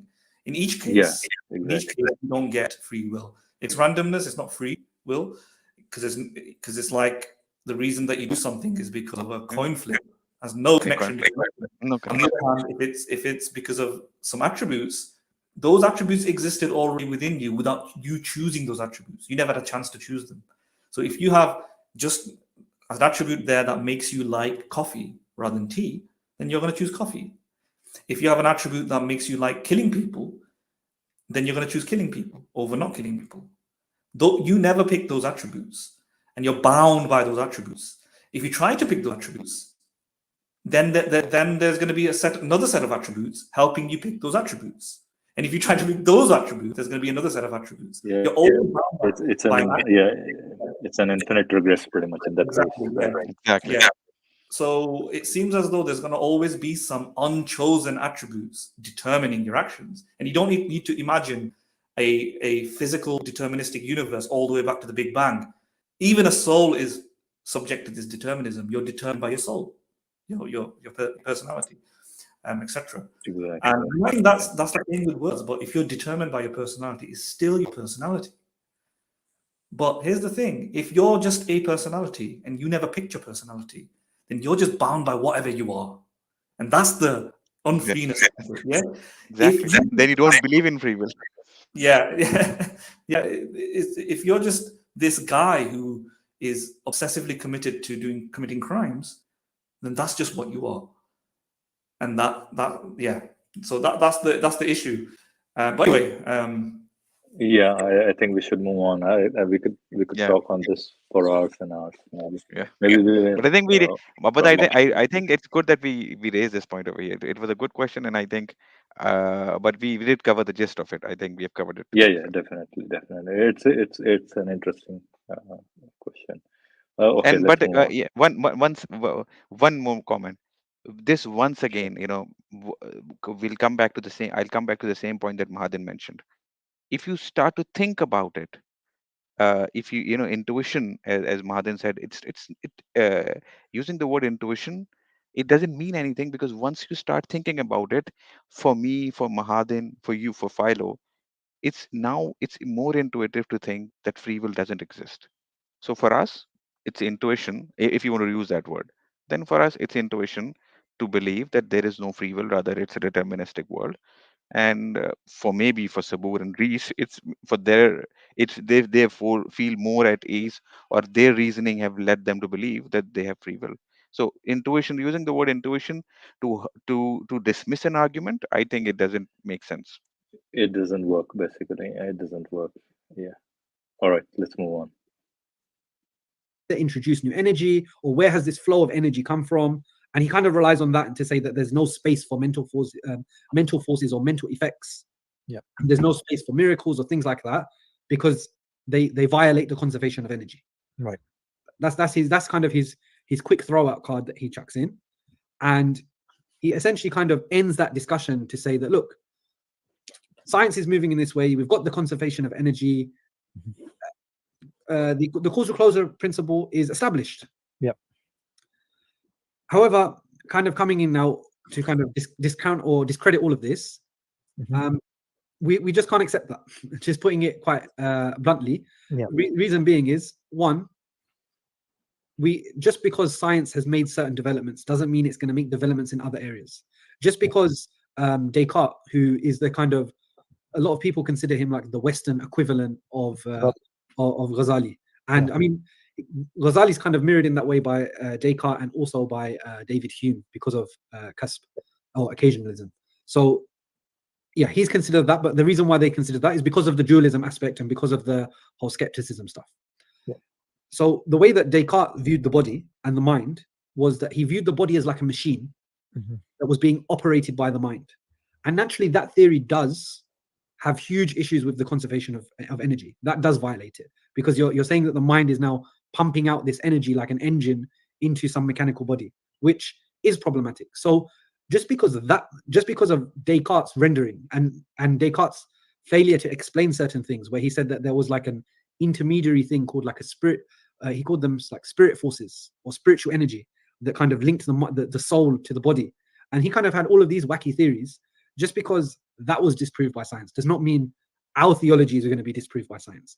And it's a very big stretch and a disservice, and to be honest, bad philosophy in that sense, to assume that it would. Because go I mean, ahead. in a way, I mean, this is a general problem of taking that European experience, that European luggage, and just superimposing that on the Islamic world. I mean, they do that with the history of science, and it's a similar sort of thing going on here. Yeah, it is the case. I mean, I think that is very much the atheist agenda, right? To look, the academics did it to the Christians. We can do it to everyone else too. We took out the Christians and Jews. We'll take out the Muslims too. And obviously they're just failing. I mean, if you look at from the Orientalist perspective of I mean, it's truly strange when you look at the early Orientalists and how they were they became like Azhari professors and things like that, right? But if you look at their work now, they're just in history books. No one cares. In Islamic studies today, they're completely disregarded. But they were like the real Orientalist attack on Islam. They were the heroes. They were considered to be the ones that are going to take us out. But All right, can I just add one point here? At least Reece was, I don't know if I misunderstood him. He was honest enough to admit that because of their belief system, they can't take this argument of conservation of energy, which to me it Yeah. seems, even considering their own worldview, if the universe, as they assume, is created by their God, pretty much, right? Right. In that case, if it's a closed system, then if energy cannot be created or destroyed, then they'll have to at least tell us that there is another mechanism by which these souls could, in a way, work with bodies, pretty much, right? So at least to say that this mind-body dualism still works. The Descartian mind-body, mind-body dualism was kind of refuted by this problem of conservation of energy in a sense, and it makes sense if the universe is closed, and if this principle holds true, then they'll have to at least sketch out another viable solution to that, which they haven't done. So I think they still needs to be shown by them. I What do you think, guys but think about that? yeah. So he says that the Descartian view was disproven by science, but the Islamic view doesn't. That does not necessarily mean that the Islamic view will be disproven as well. But there is no Islamic view in a way. I mean, their Yeah, views that's what are that's what I'm saying, unfalsifiable. right? They need to, Yeah, they're not. they They have to need give to their provide a views. way how Yeah, this dualism is gonna work, exactly. right? They have to give a mechanism as how does it actually work. How do they solve the problem of the I think it's called the interaction problem. What is it called exactly? The interaction border problem of the mind and body, right? So if mind is something non-physical and the body is something physical, how does something non-physical interact with something physical? So that problem, unless they give a solution to that problem, the question that David Pepanu asked actually does hold true. How, if we don't see any increase in energy in a closed system, then where does that what is that source? You're claiming that somehow the soul interacts with our body, and that interaction, so for example, if I have a coke and alcohol in front of me, somehow my hand, and if I'm a Muslim, let's say, and I'd say, okay, I cannot drink alcohol, my hand would move towards I would decide to move my hand towards the coke. Now, that movement towards the coke actually started in my brain. At least we can track it to our brain and the neurons in our brain. But the Muslim claims that interaction behind that activity in the neurons, there was a soul, there was an action of the soul that also exists. But that soul actually impacted that neuron somehow, or interacted with that neuron somehow. V- how did that interact? How was that interaction physical? Some things are supposed to happen. We can actually see everything happening in the physical brain, and we don't see anything popping out in our brain, right? Nothing pops into our brain that we see in the MRI. We see everything that is happening in the brain coming in from inside our brain, from the closed system. We don't see anything arising out from nothingness, because if there is something coming from the non-physical world into the physical world, we would witness something as popping into existence into our brain, but we don't witness that. So then the question that David Pepinu is asking, does hold true. It makes sense. And Reece or any other Muslim scholar is not giving any solution to that. Exactly. Mahaden, I think you want to I think add something? we just move on, because then we won't be able to finish Yeah, the we can move on. Yes, finish the yes. Right, stream. right. All right. Good. Move on. Move on. But their work is considered discredited, not necessarily discredited, but outdated for sure. Yeah. And it's that kind of mentality that I feel that atheists in this do carry forward, where they are putting this attack out, and they feel that science is some sort of savior, and to say, oh, look what science has done. Science is making all these big strides. Yeah. It's not. It doesn't mean anything at all. Just because there's a lot of progress in a particular field Yeah. doesn't mean it's better than something else. I mean, science is going to progress, right? The whole point of science is to explain physical things. If someone came up with a theory of the body that's incorrect, it will disprove it. So it's seriously lacking. As for the sorry. Yeah, I just wanted to add, the reason why these things are persuasive for the other side is usually because they have a scientific way of looking at the world, and that scientific perspective grounds these sort of arguments, because that's the background noise, right? Yeah. That the only thing that we can take seriously is that which we can empirically verify, right? And that's why these types of arguments to us, because we're we're Can you not just pause it? we're not inclined to that type of empiricism. Pause That's it. why we don't find it. Yeah, no, that's not the case. I mean, philosophers, at least philosophers in this situation, they're open to a priori arguments. They're not all scientistic or whatever that means. I think you mean scientism, right? But the only way you can know about the world is through scientific methodology. Let me give, like myself as an example.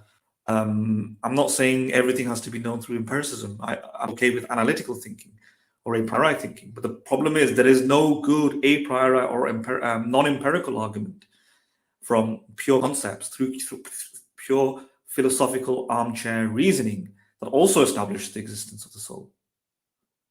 Right? So it's not just a posteriori reasoning that doesn't establish the existence of a soul, a disembodied mind, but it's also a priori argument doesn't establish the existence of a soul. One. And two, the only proposed a priori argument that is proposed for the existence of a disembodied mind is for the existence of God itself. And we've dealt with that, right? We've in this stream itself, and most philosophers do as well. So what are you talking about?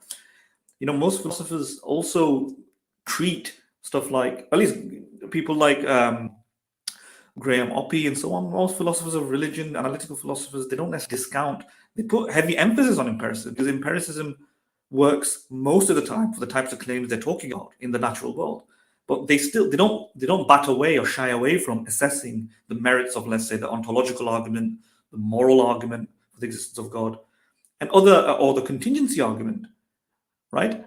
And guess what? If the contingency argument was genuinely true in the way that theists purport it to be true, then that would be a mark against physicalism. In fact, it will disprove the strong thesis of physicalism, which is there are no disembodied minds. And people are open to that. So it's not that we're putting in a scientific lens. We also can have a open-minded a priori lens, and there is no successful, I should say, a priori argument either, or a combination thereof of a priori and a posteriori. It's not, Subboor is wrong here in what he's saying. Physicalism is strong for both, through a priori and a posteriori reasoning. All right. Sorry, what was your last statement, Mahadan? I think non-physicalism, you should say. Non-physicalism, right? Yeah. No. I said physicalism is the conclusion. The strong is a strong case to be made. Is strong. Okay, you said strong. It's strong. You heard wrong. I heard wrong. I Right. heard wrong as well. Oh, I see. Okay, so Yeah. physicalism is strong. Both. Yeah. Physicalism is A strong. priori. Okay.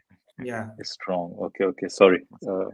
Furthermore, Basically. even if you accept the Quran and so on, you still have to deal with the fact that the brain and mind, there's a brain and mind dependence, and that the empirical fact suggests very strongly that the brain and the mind are the same thing. Let's say, in the same sense, even if it's like the gap problem. Even if you accept Islam is true, even if you accept the Quran was written by a god or a disembodied mind, now physicalism would be false. By the way, it'll be false if you can establish that the being that created the universe was a disembodied mind. But it still wouldn't mean that the souls exist in this universe, or other disembodied mind exists in this universe, right? In the same sense that if God says, for example, he answers prayers and the empirical data contradicts that, then all we know is that, yes, God created the universe, but he might be lying about prayer. In similar vein, if God created the universe, he might be lying about disembodied minds, if such a thing exists. Now, this is up for Muslims to argue whether or not these souls exist, or whether or not our beings are, ultimately we're just material beings, because there's a point of view in Islam that you are just body and mind. There isn't this separation. But if you go with the conclusion that there can be a disembodied mind, which is body and mind are separate, and the mind is not housed in the body, the mind isn't the body, or identical to the body, or reducible to the body. It might be connected to the body in some sense, but it's separatable. If that's the view that the Muslim holds, well, that contradicts all the arguments, empirical arguments that Papa Noah has made from the Causal Closure, from past experience, and the things that I've talked about regarding mind-body dependence, split brain patients, the connection between one region of the brain breaking down, causing an effect on the mind. All of this cumulative case suggests that the brain and the mind are identical or reducible, that the mind is reducible to the brain. That is still going to be an empirical thesis, going against the claims of the deity that suggests in a book that you have this kind of disembodied mind. He might be lying or he might be wrong, factually wrong. They still have to grapple with that here, and that's where the a priori reasoning, or the scientific reasoning becomes, I say quote unquote scientific, to just tongue in cheek against Subboor, but that's where that comes relevant, because otherwise, Sorry. otherwise, I had to laugh at that. yeah, otherwise these guys are reducing the role of science away from any applicability at all. Like, when does science become relevant then? Are you still a scientific person when we're talking about the natural world? The question of whether the brain and the mind are separate is indeed a philosophical and scientific question, right? It's a scientific question, because the science here does add weight to the thesis that actually, no, the brain and the mind, because it could have been otherwise. And how would we have known that it had been otherwise? Through science. So I don't understand. It's like since science demolishes their arguments, they have to attack the methods, and it's almost like they got their back on the shoulder, their backs on they're on their back foot basically, and they're trying to weasel their way in with these arguments, which is like what Reece said, is that, oh, just because science has made a lot of progress and is so superior, so amazing, so great, and everything has been physical, so what? It's not really a point. Is he listening to himself? He needs to record himself and replay that and go, just because what? Guess what? If I guarantee you, if Reece had the same evidence to science for God or souls, he'd be saying that. No, he wouldn't. He'll be like, every single cause of invented position, every single cause showed a soul, every single cause. If he had scientific evidence for prayer, would he say that? No, he wouldn't. Then he'll be echoing. He will be exalting the virtues of science. Yeah, he'll be talking about, this is not scientific. Science shows this, science shows this. But because it goes against them, now they're saying, oh, this is just scientific. Or even when you have an amazing, stellar track record, even then that's not good enough. It's just weak. That's what Reece is saying now. But had it been the other way, I guarantee he won't be attacking science. Yeah, I agree. They show at least Reece has been honest a few times when he has admitted that, because this is our belief, we'll have to dismiss those, oppositions pretty much, right? So, shall we move on? Yeah, let's move on. You're persuasive, and the other side does, and we do have to point out that background noise.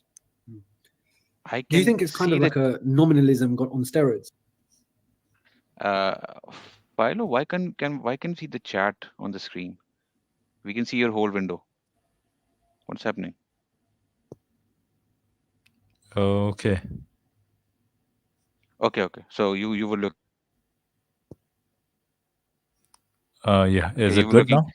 Yeah, you were looking at the chat on the live chat on the video. Okay, you can play. No, it was by mistake, because basically I expanded my window and then somehow some weird thing happened. Okay, you can play. All right. Kind of like attitude that I like that nominalism on steroids. Yeah, I mean that's one way of putting it, I think. Yes. So if anyone doesn't know, nominalism is essentially, it's kind of like the position that we want to have our metaphysics or our belief system or whatever we posit in the world to be as small as possible. We want to have the cleanest or leanest metaphysics that we can. Mm-hmm. And I think that what some people did, I mean, I've forgotten the philosopher's name. He wrote that book about, his name will come to me eventually. I mean, he's not important for our discussion at the moment, but he wrote a book about relations, and he wrote a book about translation. Very good book about translation, about why the perfect translation is actually impossible. Mm-hmm. So he was actually in philosophy of language. Anyway, he held the position, the only he said that for nominalism to be a true, like, hardcore nominalist, it makes sense that we only accept what our best possible theories say are true. And he's saying, oh, well, our best effort at examining and understanding the world is in science, and our strongest science is mathematics. And he rejected things like qualities and properties and things like that. So he would say things like, there is no such thing as redness.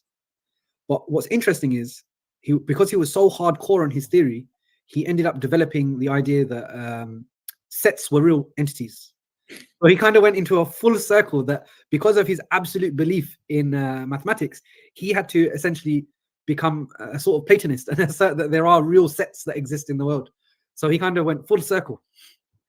Yeah. It's interesting that this type of assault on metaphysics usually leads to some sort of postulations which involve absurdities. I mean, not absurdity, but Platonic forms is kind of absurd from his perspective, and saying sets are real things. So we're going off. I think, yeah, we've gone past an hour. So where are we in the paper? I'm actually, because my phone, we're drawing the end, so that's why I entertained a few. And the two quotations that I highlighted before, because my phone died in the middle of the stream. So there's one. Where are we? There was one by Swinburne, and there's one by Papineau, which is, of course, as with all empirical matters, there is nothing certain here. There is no there's no knockdown argument for the completeness of physics. This is the quotation that you're looking for, right? Yes, yes.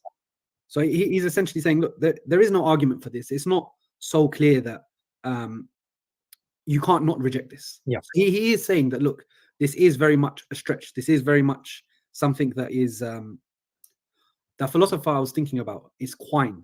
Anyway, so forget him. Coming back to Papineau and the causal closure of physics. So what is essentially Papineau is admitting here in terms of that history and the kind of conservation of physics and all of that, saying there isn't a clear-cut argument to say everything can be established by physics. He's admitting that this is a belief. This is something that he's upholding and he's asserting. And even when I mentioned the conservation of physics and the conservation of energy and that argument, that destroys Descartes. But when we look at it today and say, okay, if I said my mind is the thing that led me to pick up this glass, does that violate the conservation of energy? Only if you kind of assert it in a particular way. So we can kind of say, if we're saying that the conservation of physics is a metaphysical truth, then yes, it does. Yeah. But it can't be a metaphysical truth. We have to look at it from the sense of this is an observation within science, and it's a way that we describe our reality, and it's become a law because all things conform to it. From that perspective, it's only within the realm of science, as we described, which means that there's nothing to say that the mind cannot manipulate energy without creating new energy. The mind is just working with current energy. Doesn't violate the conservation of energy. If we say it from a metaphysical principle, which is what Papineau may be doing, or he doesn't realize that there's a potential distinction here, then it's not scientific, and we can deny it. We can call it into question because you've made a metaphysical assertion now, which means it's not scientific, and it wasn't established on philosophical or metaphysical grounds. And that's the problem with that argument there of asserting that, because he kind of just does it in like a small paragraph where he says, oh, this happened. You can't actually make that argument, because what that argument does is you can't have your cake and eat it too. You can't say we're going to do science and we're going to do this, but then you're now making metaphysical claims with science. It doesn't work like that. And when you do things like that, what you're actually doing is you're going to say, well, I'm proving that the causal closure. I want to prove physicalism with the causal closure of physics, and I'm proving the causal closure with physics by assuming physicalism as my metaphysics. Yeah, it falls apart at that point. You just can't do that, and that's what's happening here. So essentially, what we've reached, and this is where the Swinburne argument comes in, which is we've reached a point where we've got a couple science guys and a couple atheist philosophers who believe in physicalism and believe that physicalism is established because everything can be explained by physics. They can't prove that point. They can't say that it's a fact. They just have a strong belief due to the direction of science. And it's not that the direction of science actually leads in that way. So we have an option. And what Swinburne essentially says is, you're asking me to reject a belief that is so essential to my daily life and is something that is so apparent to me for a belief with very little evidence, even if it's a very good substantial theory and backed by some evidence, for something that kind of contradicts my basic epistemic state and something that my epistemic state relies on. So we can talk about what he means by that. Okay, pause it. Because you're taking one belief. Pause it. Yeah. So let me translate this in a way that people can understand. Right. So all of the background evidence, all of the observations, all of the inductive reasoning shows that, in fact, indeed, that the Earth is not stationary; it's moving really fast, and the Earth is spherical, and the Earth is going around the sun, not the other way around. All of it does that. But guess what? Given it's not a metaphysical principle, given it's logically possible that all of our scientific observations might be wrong in one possible world, if a flat earther wants to therefore deny the science, he can do so based on everything that Reece and Sundberg is saying. You see that? That's the absurdity of this sort of approach that Reece is saying. Yeah, he's saying, given that science can be it's logically possible that science can be false. Like there can be this inductive, the incompleteness of induction means there could be a new finding or a discovery or something that we might learn, or because science is limited, or because it's not like a necessary truth through concepts, like a triangle can't be a square, because it's not like that. It's inductive, right? It's made through our observations and not a metaphysical principle. Then we have the right to be able to just dismiss it. This is stupidity, right? This would allow a whole plethora of diabolical, insane scenarios to unfold in every recess of the world, every nook and cranny of this world, of this planet. If you want to, a flat earther simply can mirror the exact same argument the way I did, right? And simply say, look, I know the science at this moment, the direction of science suggests from all the evidence that the Earth is not flat. But it's not a necessary truth that the Earth is not flat. In fact, it could very well be that because of the problem of induction or the incompleteness of induction, we may learn more information and discover that the Earth, all the science so far was wrong. Maybe we were under a hallucination. Yeah, maybe all of this evidence, given that it's not a conceptual a priori necessary truth, it can be false. Therefore, the direction of science doesn't matter. So if you ask me to accept the idea that the Earth is spherical, you're not within your right to say that. You're not justified. I have the right to just dismiss it. Well, everybody would just look at it and go, no, what are you talking about? I think what they are demanding is an absolutist kind of they're looking at it from an absolutist lens, in a sense, and their demand is you provide us with a kind of a deductive argument, in a sense, right? Which attained, in a sense, David Papanews' argument, right? An analytical truth, I would say, not even a deductive, because never it's a deductive argument, analytical argument, right? So it has to be true by it ends so. Yeah, it has to be true by definition.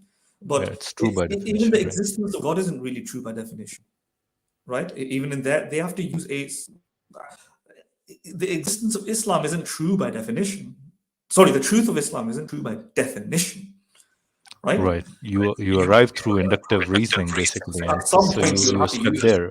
Yeah. So is that weak now? Can we just... So for some reason, Reece has morphed into Subboor, because this is the Subboor point, right? Which is, if it's not absolutely certain, then it's not a fact. Like he wants to call facts those which are absolutely certain. And Reece is echoing or mirroring or paralleling the exact same thing as Subboor. He literally said it at some point there. He said, but it's not a fact. Because unless it's a metaphysical, like an analytical truth, it's not a fact. Well, that's just wrong. Yeah, things that have extremely high probabilities are facts. Simple as that.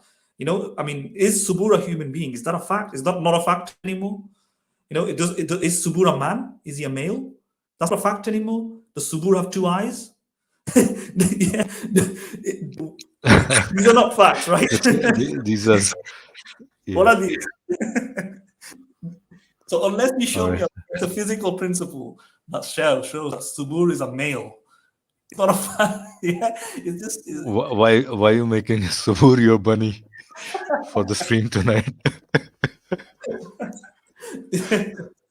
Because this is what Subboor said.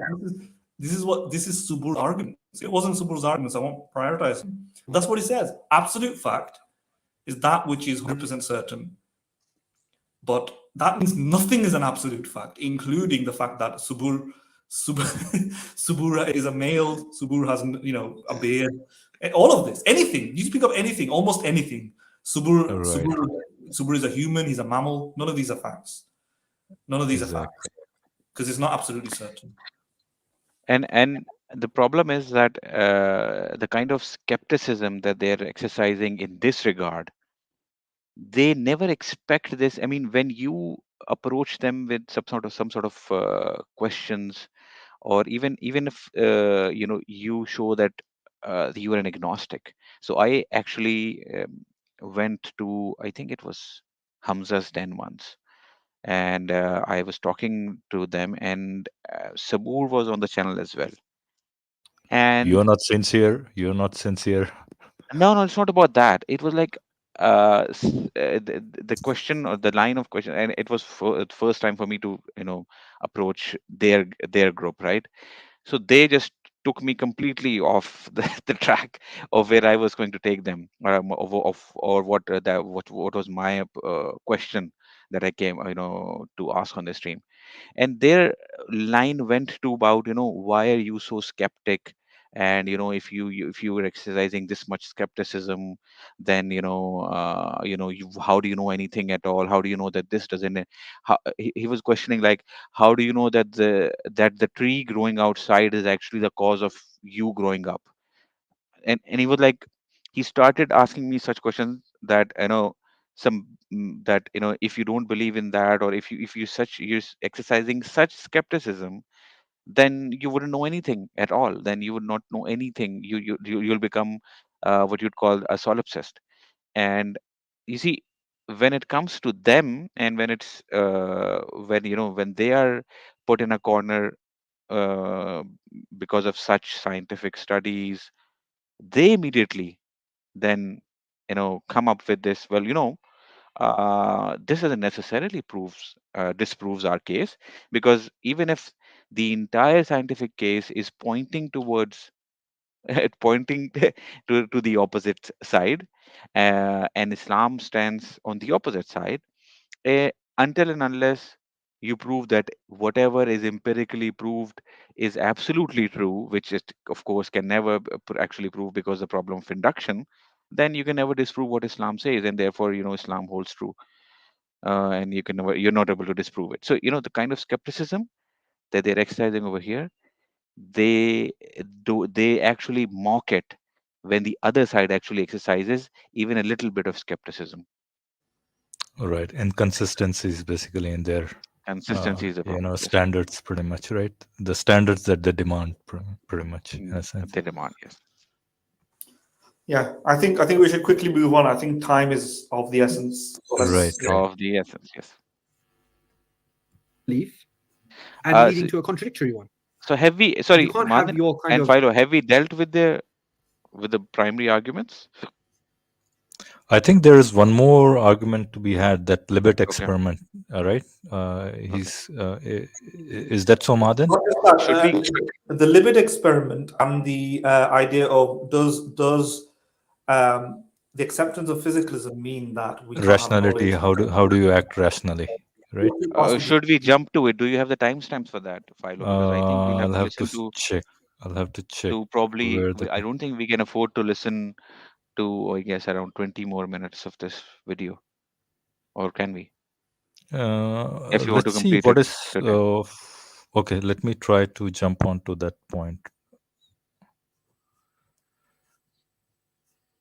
Shall we speed it up and see if we find something interesting? We'll just slow it up, go back, and then replay maybe. Yeah, you can try it. Yeah, I don't know if it's gonna take double time or.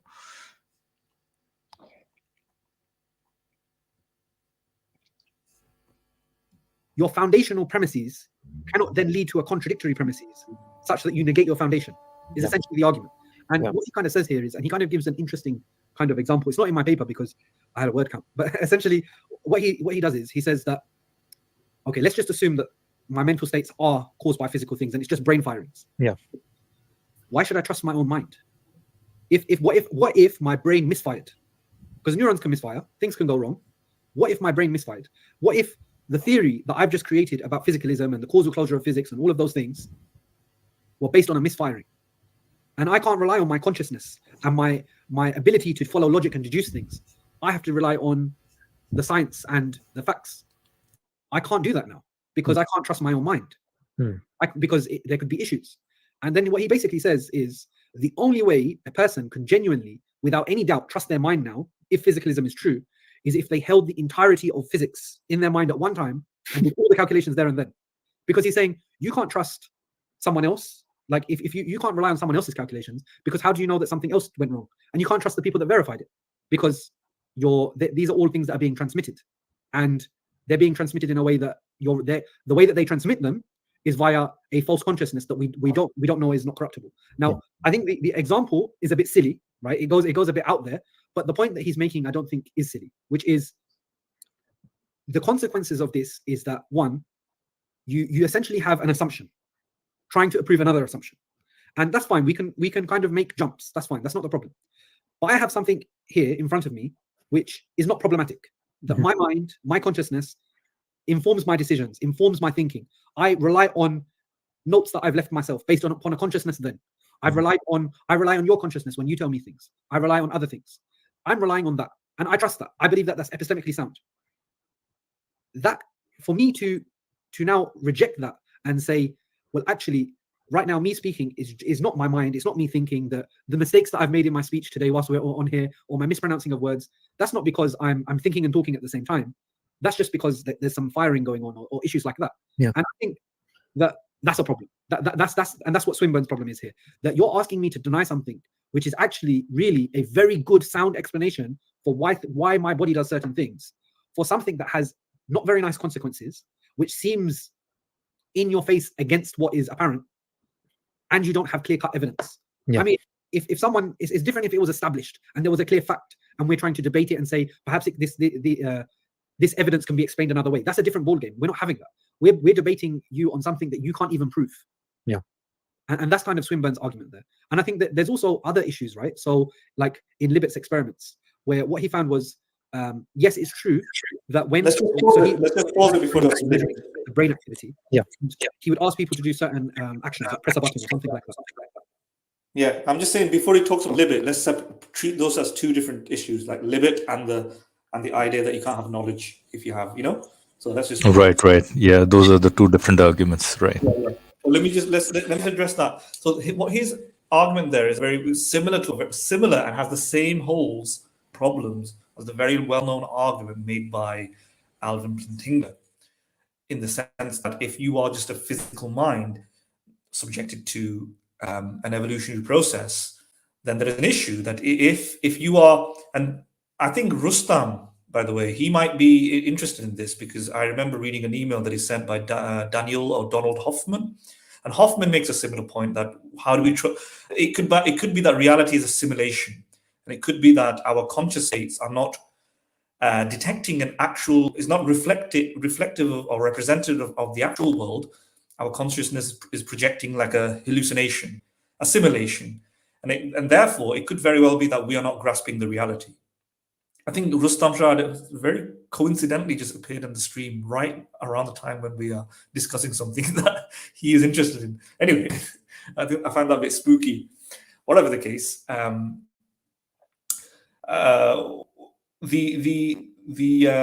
objection that they can make to that, I'm not going to talk about Hoffman right now. Let's just keep it nicely tight to specific to what Reece has talked about, and it's very similar to Plantinga's argument. So you evolved, you're a physical mind that has evolved through evolution.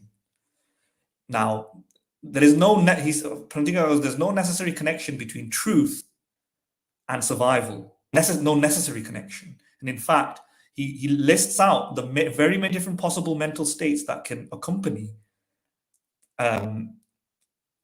your the many different mental states that you could experience whilst also surviving. So just to very quickly explain, like imagine a frog wants to, and this is Plantinga makes a similar argument like this. Imagine a frog wants to eat the fruit fly, right? The frog doesn't necessarily have to experience the fruit fly. He can experience like a grape. He can see the fruit fly from a different color, in a different shape than the fruit fly actually is. The fruit fly can be really big, really small. The fruit fly might even be a tiger, right? the idea is all of these, and you can think about infinite different types of mental states that the fruit fly, the frog can experience, whilst also his neurophysiological state lead to his tongue to come out of his mouth and go and stretch and grab the fruit fly. So there's no necessary link between the theater that you're experiencing in your mind, the visual experience, the conscious experience, and the physical world, right? Your mind can project any willy-nilly hallucination, simulation, cartoon in your head, and you can still survive in the world, right? And Exactly. Yeah. And Plantinga therefore goes, how do we know, therefore? He says, therefore, the likelihood that, and he defines the truth there, true beliefs being accurate perceptions of the world outside of your head. The likelihood of detecting true beliefs, or if evolution is true or naturalism, without any intervening deity or creator, is either very low or inscrutable, meaning you don't know what it is. Yeah, because there's in terms, if you list all the possible conscious states, yeah, there's like 1,000,000,000 to 1, if not an infinite to 1 probability that one of those was the true experience of the world, and the rest of them are just hallucinations or simulations, that they're not accurately reflecting what the world is, and therefore you can't know the truth about what the world is like. But then Plantinga goes, if you can't know what the truth about the world is like, you can't have any true beliefs because you might be hallucinating. You can't know what is true. Then you can't know that evolution is true, and you can't know what physicalism is true, and you can't know what naturalism is true, right? But if you can't know what naturalism is true and so on, then you can't hold the idea that we are just, for example, brains that were evolved through evolution. You can't hold the thesis that naturalism is true and God doesn't exist and stuff like that. In other words, he therefore makes the argument that if you think naturalism and evolution is true, and the brain and the mind evolved through an evolutionary process, then as a consequence of that, it is self-defeating. You falsify naturalism because that means that you have to believe that you can't hold true beliefs. But if you can't hold true beliefs, then you can't believe that the brain evolved through naturalism, brain evolved through evolution, that naturalism is true. So it's like a circle that you can't justify, right? It defeats your entire worldview. So this is kind of a similar argument that the person that Reece is quoting made, but it's even stronger. And the reason I raised this one instead of the one that Reece made is because this argument has been pretty much teared apart within philosophical philosophical articles and so on, for a multitude of reasons. Not one of the main reasons is that it's completely self-reflexively circular. In other words, if Plantinga is making the argument here that naturalism is self-defeating on evolution by natural selection of the brain, and because you can't have true beliefs, and if you can't have true beliefs, then you can't know naturalism is true, and if you can't know naturalism is true, then by accepting naturalism, you also have to disqualify naturalism. That's what he's trying to say, self-defeating. But the problem with that, as Dick Graham Oppie has made, is that in order to even do that, you still need to believe in certain true beliefs. So just follow me here. If in order to believe that naturalism is self-defeating, you need to believe that you evolved. You need to believe that evolution and truth, there's no connection between the two things, and therefore it's unlikely or inscrutable that you will have true beliefs. Then the next premise is that you have to believe now that if I can't hold any true beliefs, then the next premise is that you have to believe now that therefore I can't know naturalism is true. But what did I just do there? I had to know about true beliefs. But even you still held some true beliefs to come to that conclusion, basically. Exactly. Yeah? Even this conclusion that I can't hold true beliefs, it has to be a true belief, but I can't hold that one either. Which means that not only is, in order to think naturalism is self-defeating, you also have to think Plantinga's argument is self-defeating, right? But if Plantinga's argument is self-defeating, then you can't think naturalism is self-defeating, meaning this is a paradox.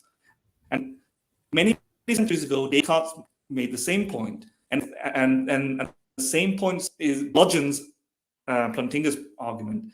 In order to prove the existence of God using your senses, in order to and then prove that your senses are accurate is at one big circle. You can never escape your senses, right? Because in order to prove the existence of your senses, you have to use your senses. You're wedded to it. You can't escape it. To prove the existence of a God, to prove the accuracy of your senses, you're having to use those same senses. So it's a circle. That same point bludgeons Plantinga today. In order to prove the truth of Plantinga's argument, or that naturalism has to be false, Plantinga has to, the naturalist has to also think Plantinga's argument can't be true. Yeah? And a circle emerges, right? And therefore, what people would say here is that it's self-reflexively self-defeating. Plantinga's argument is self-defeating. Descartes realized it ages ago, and Plantinga hasn't done anything better to get out of that. So what do we do about these paradoxes? We can't do anything about it. We can't go and therefore say Plantinga's argument has any merit. We can't say it has any demerit either. It's like the problem of proving your senses that Descartes tried to do, which you just can't do. And trying to do it leads to paradoxes. And similarly, in this situation, it leads to paradoxes. If it leads to paradoxes, there's nothing that we can do in philosophy to really get any more traction. And that's what I would say. That's the first thing I say. I've got one more thing to say on it, but I'll let you guys talk before I say my last point. Yeah, I think go ahead. I don't have anything to say on this.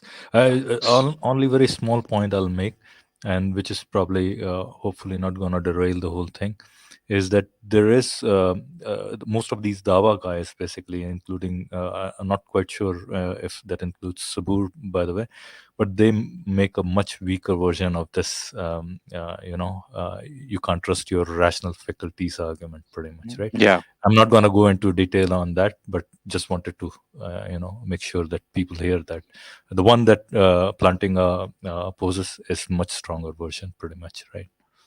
Yeah, but I think when we the weak version, I think even that, of course, it that doesn't actually. I agree that the one the version that Plantinga has presented is the stronger version, and Mahadan, my question that I'll ask you, so in Plantinga's version, uh, how does he prove, or why does he show that?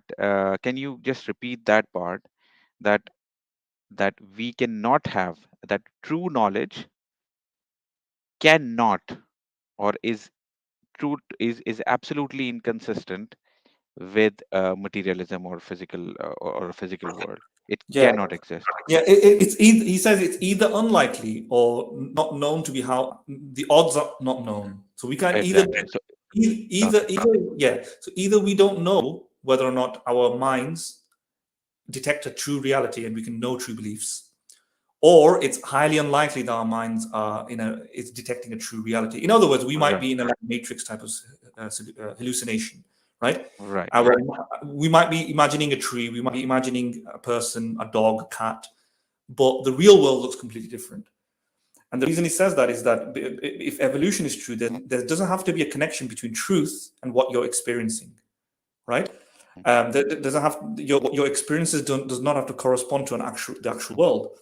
And the reason for that is because survival, in order to survive in the actual world, yeah, like I said with the example of the frog can have any old experience at once. It can have any experience.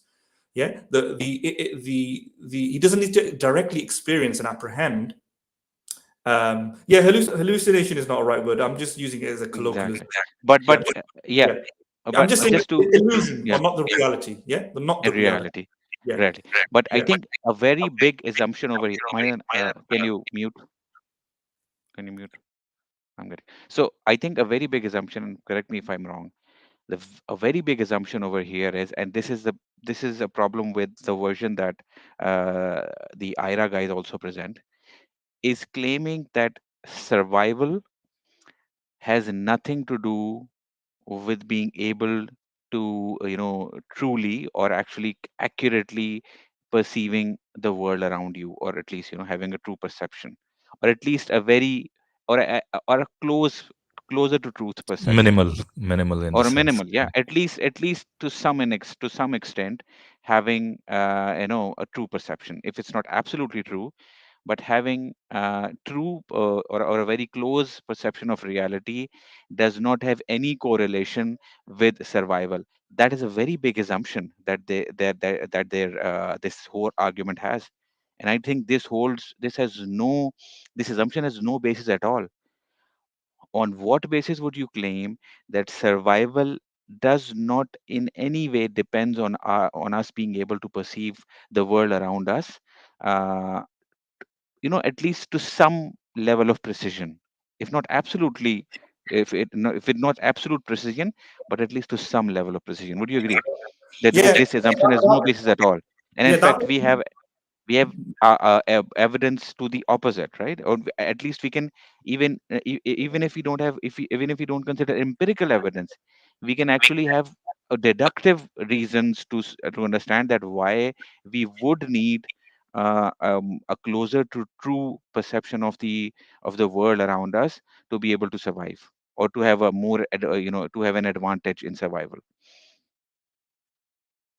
Would you agree, Mahadan? Yeah, that would be my other arguments regarding the Right, actual right. Because for me, distribution. yeah, Yeah. because for me that is the biggest assumption in this entire argument. So let me If just let me yes, just characterize the Plantinga's argument here. mm, Just to tell you exactly what he's saying. He's not saying that there is no connection between truth and survival, to having true beliefs, true and accurate beliefs in survival. He's saying that there are so many different variations of true or beliefs that can also coincide with survival. And then when you line them up, it can get to almost an infinite number of different variations where you can hold a plethora of different types of beliefs that doesn't map to the actual reality, right? But also simultaneously think that your survival is intact. In other words, he is appealing to a form of epiphenomena that the mental states does not necessarily have any real impact on the survival of the physical, biological state, right? In the sense that imagine this. Imagine that I can go and get grape. I can go eat chicken and survive. I can go find a shelter and heat my body up, right? But I can all do this while being a philosophical zombie. I can be like a robot, right? And people would accept that, right? You can just be a machine and do all of these things and have no conscious experience, inner experience. Now add this factor. Imagine I do all of this stuff. Once you've accepted that your neurophysiological state can just do this without any conscious stuff happening, now you've opened kind of worms for epiphenomenalism. Now imagine if you can imagine yourself having a conscious okay. experience, but have Mm-hmm. no bearing on the rest of your neurophysiology, right? So what's happening in this world is that you're going and getting some food, going to get some shelter, and so on. But your mind is imagining yourself in in the Garden of Eden or Got something. it. Got it. And now I understand it. Okay. Right. Yeah. So there's no necessary connection between the two things. And so he says, yes, one situation, one possibility is that in fact, the brain, the mind, there's a connection. You need to perceive the reality, and then find the apple and then go towards it, because it enhances your survival. You need to find the apple, and therefore you need to have true beliefs.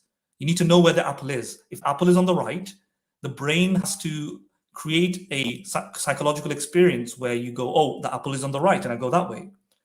But if this sort of epiphenomenal view is true, yeah, or he doesn't necessarily say epiphenomenalism has to be true, but it helps me make the point here. But he says, but that's not the only possible way that this can happen. Another possible way is the way I described it just to you before. It could be in the Garden of Eden. He could in fact think he wants to go left, but the reality is that he's going towards the right. He can think he's trying to go get an apple.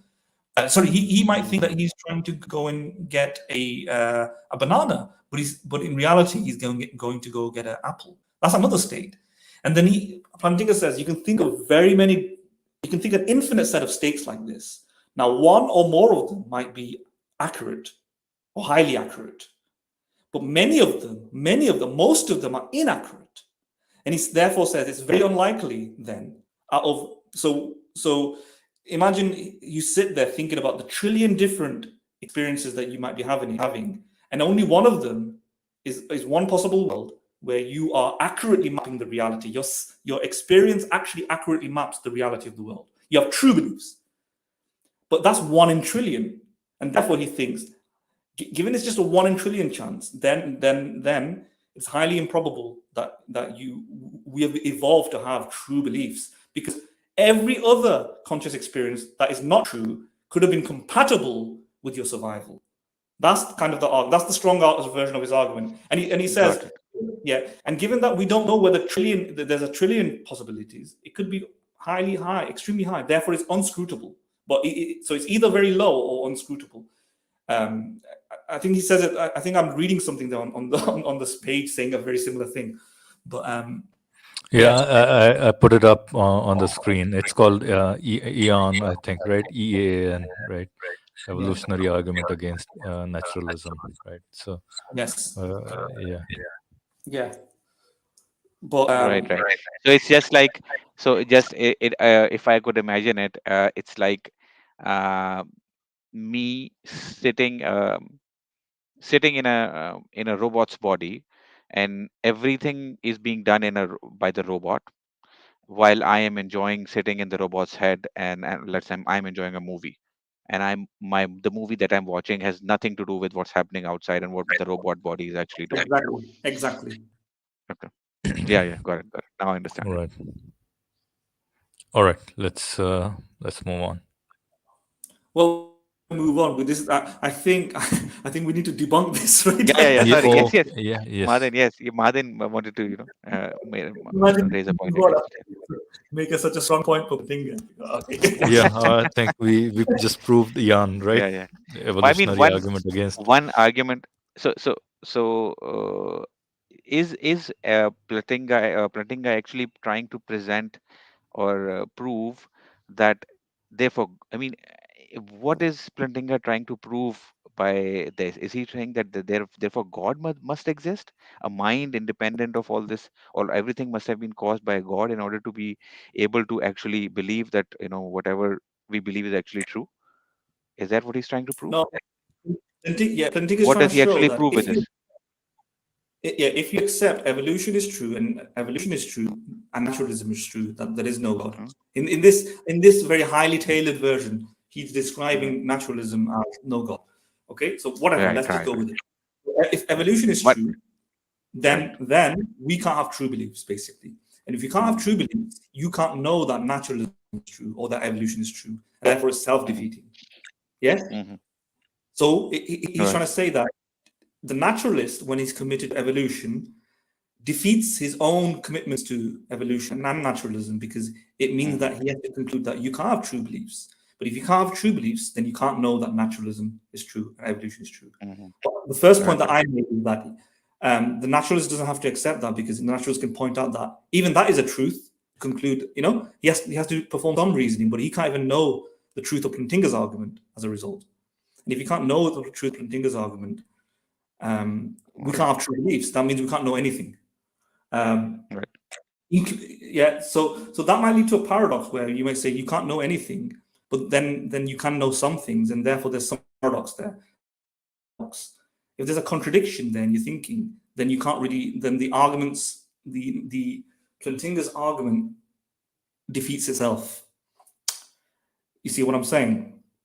It's the first point that I made before you started. Right. You did make that point well before diving deep into this argument, right? Plantinga's version.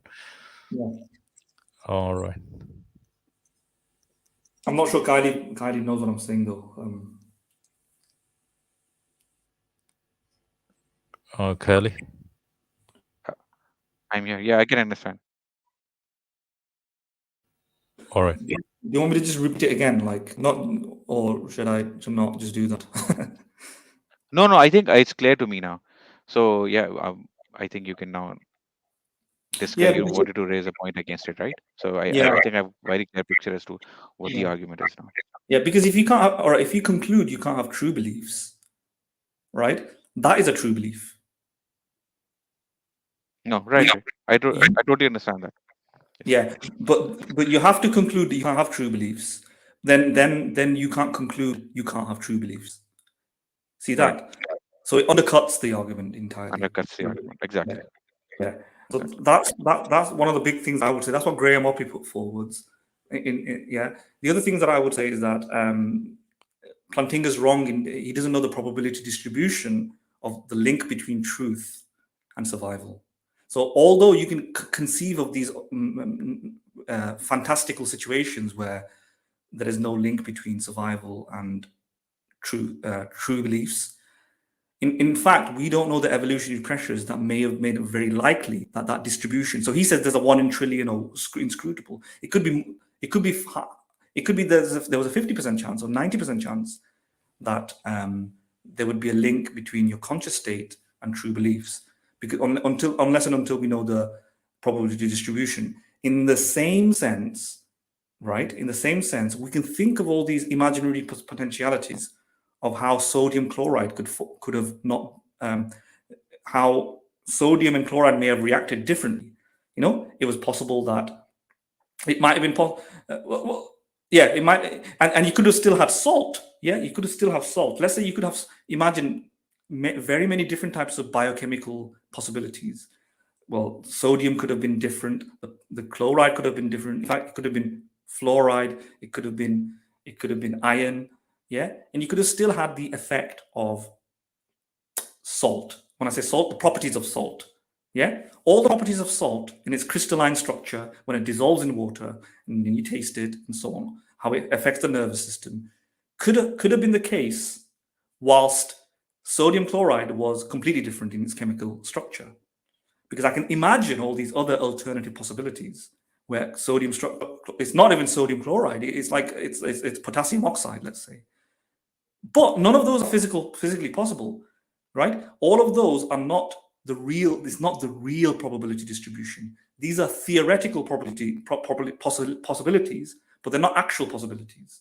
In actuality, sodium, because of fundamental laws, sodium and chloride would always be like that. And it could, if it was different, if sodium was different as a different element, chloride was a different element, you'll have different properties. The salt-like properties won't emerge, right? And a similar point can be applied to Plantinga's argument, in the sense that we don't know that probability distribution. What Plantinga is doing is thinking about all these theoretical states of where the mind can entertain a different reality that doesn't map to the reality. That we're not having an accurate perception of reality, and therefore there's no true beliefs, right? That there's no connection between survival, physical survival, and the mental projection of reality, right? Those possibilities that is outlined is pretty much not the real probability distribution. You see that? And in order to think about this, you have to think about it as any other evolutionary argument about from evolution, where people think that Sorry, I was just saying, we can say that these probability distributions are probably governed by evolutionary pressures, maybe natural selection and other things, pretty much, right? That's what it is, pretty much, right? We don't know what the pressures were. What the pressures were, pretty much, right? So we don't have a handle on the probability distributions, and exactly. maybe it is, if you're thinking of I'm gonna plug in determinism over here and say, maybe, who knows, this was supposed to be a probability of 1 towards what we see, instead of all those possibilities, right? That is possible, right? I wouldn't go like, I wouldn't say that. I wouldn't say that. I wouldn't say that's. I think that's a wrong incorrect use of any probability there. Okay. Say things are determined. Were you? So are you looking for an example? So are you looking for an example for where, for example, we'll think that, let's say, if we would say that, would large size in any way relate to any species survival? So you could say that, well, that is not necessary. So is that something, the kind of example you're looking for? Maybe that would, Are Mahadan. you asking me, Kelly? No, I'm asking Mahadan, because Mahadan was Mahadan, right? thinking of, Yeah, for yeah, example. you can use that. I was gonna before Philo interjected. I was gonna proceed to Yeah, yeah. outline Yeah. any organ, and think about the myriad of different possibilities you could think of that it could have gone to, right?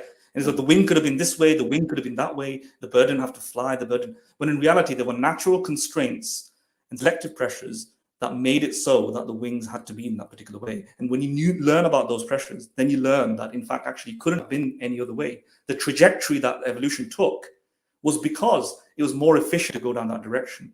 Yeah, and we can only know that through learning about the conditions, dispositions, the characteristics of the time, the pressures, and all of this that helps us understand the probability map and map that distribution.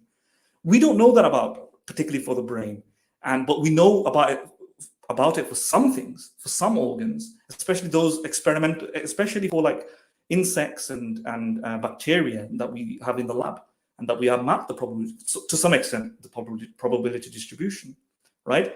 So we learn that you can think of all these theoretical possibilities that the brain and the mind could have taken, right? That the theoretical possibility that the mind could be thinking that you are walking down a garden whilst you are in reality you're doing something else. And you think of all these things, and you might think that it could take an infinite different types of illusions, and only out of those infinite different types of illusion, one of them is a true and accurate belief, and therefore it's unlikely.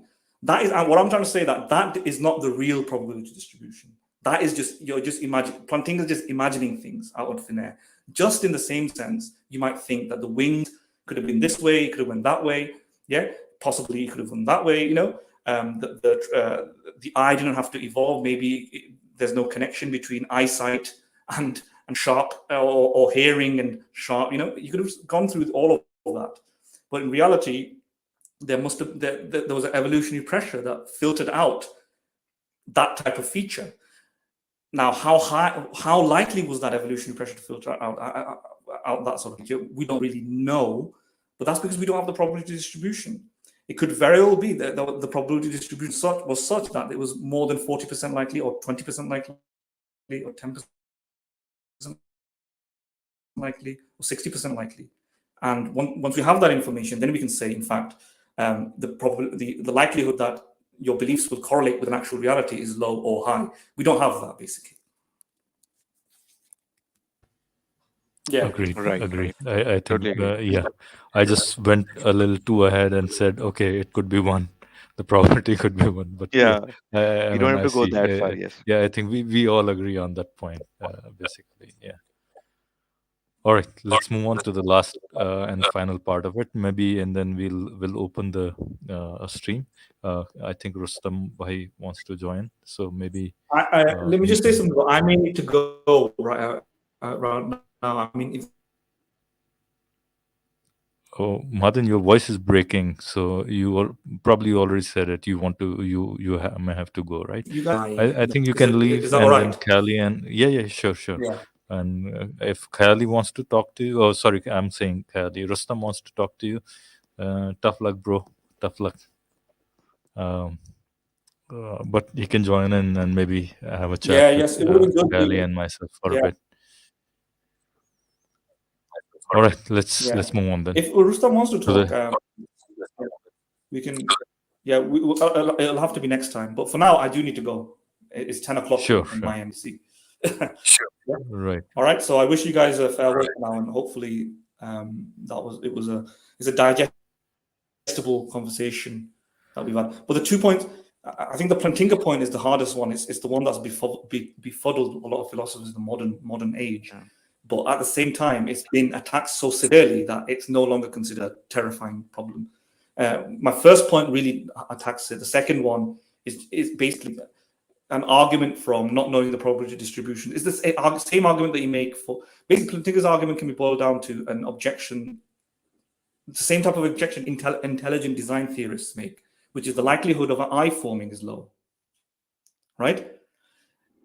And intelligent design people would say that because it's so complex, and you can think of the many different ways it could have went to where it didn't have to form, and yet it took this narrow parameter, right?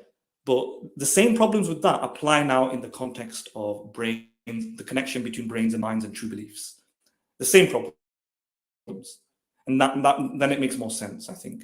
But anyway, I'm going to go, yeah?